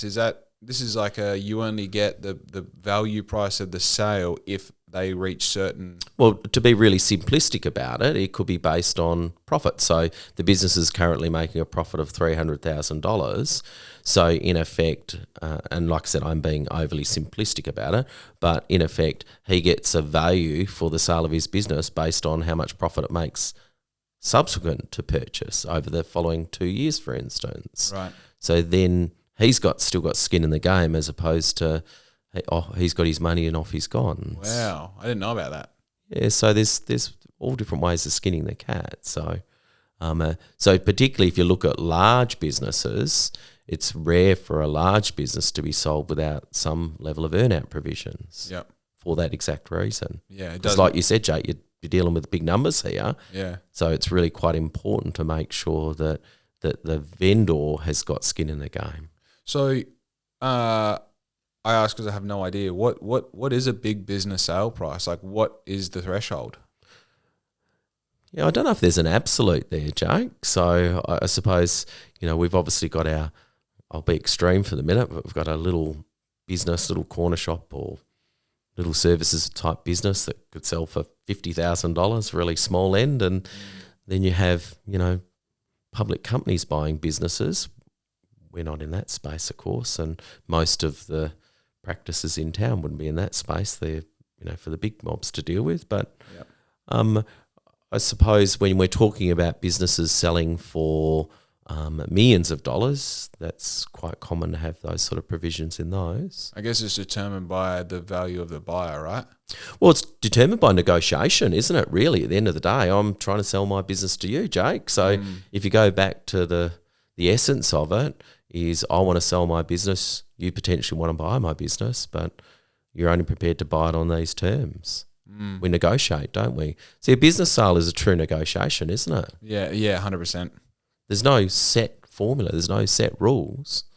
It's all very much determined on what you're prepared to pay to buy my business, what I'm prepared to accept. Yeah. And, of course, the demand for my business dictates how much pressure I can put on you and vice versa. Yeah. Yeah, wow. Yeah, that's such a multi-dimensional conversation. Negotiation is, life is, you know what I mean? Like it really is. I talk to people who have standard jobs. This is your wage. This is what your job is. This is when you're going to show up. This is when you're going to go home. And, the feeling of adding more value to the business than what they take out of it, I'm like, go and negotiate with your boss. No, I couldn't. Okay, well, accept what you've got then. Like, it's that simple. It's that simple. No, it's true. And the people, well, how would I negotiate? Well, it's very simple. Like, your value as an employee in a business is based off how much revenue you're adding to the bottom line. And if your job indirectly or directly adds more value than what you feel you're getting returned, you can address that with the boss, and any good boss will go like, all right, what do you want? And then the negotiation begins. Correct. I want $10,000 a year or more. You're not going to get $10,000. What I would do is give you a fuel card, or I might give you more holidays, or I'll give you this value that doesn't come out of my pocket, but it does put something into your pocket. Now you're negotiating. You know, it's the same. Like I said, it's the same in relationships, whether they be romantic or platonic. You know, like I'm going to a power struggle at the moment with one of my friends, and I'm having to dictate what the rules of what I will accept from this friend are. It's a negotiation. Yes. You're going to ask me to do this, and I'm going to say yes, but it's within these these parameters, right? It's a negotiation. Yep. It's, you know. Well, they're life skills. They're really important life skills that you're talking about now, isn't it, Jay? 100%. 100%. It's about negotiating. It's about having honest conversations. It's about knowing your worth. And any good business owner that has a key employee that is crucial to the business is going to want to engage in those conversations and likelihood encourage that, and so that, you know, for instance, Jake, yes, happy to pay you more, but these are the parameters where you can make more and I can make more. Let's talk about how we can do this. Yeah. How can we both come out of this where we're better off? Yep. I think that's the brilliant thing about business is, while there are grey areas, typically it's very black and white. It's not emotional. You know, it's like, dude, at the end of the day, I'm not in business because I love uniforms. I'm in business because I want a better life, and the indicator of that is how much money the business makes. Yes. You know? Talk to me about how you going for energy. I'm not wearing you out. I'm starting to run down a little bit. I felt it too. I'm like, you might need an nap after this. I might do. No, I did True Grit yesterday. Don't forget. I don't want to get you to the point of bloody passing out exhaustion. So we'll stop right before then. All right. Okay. But talk to me about the role of opportunity in business.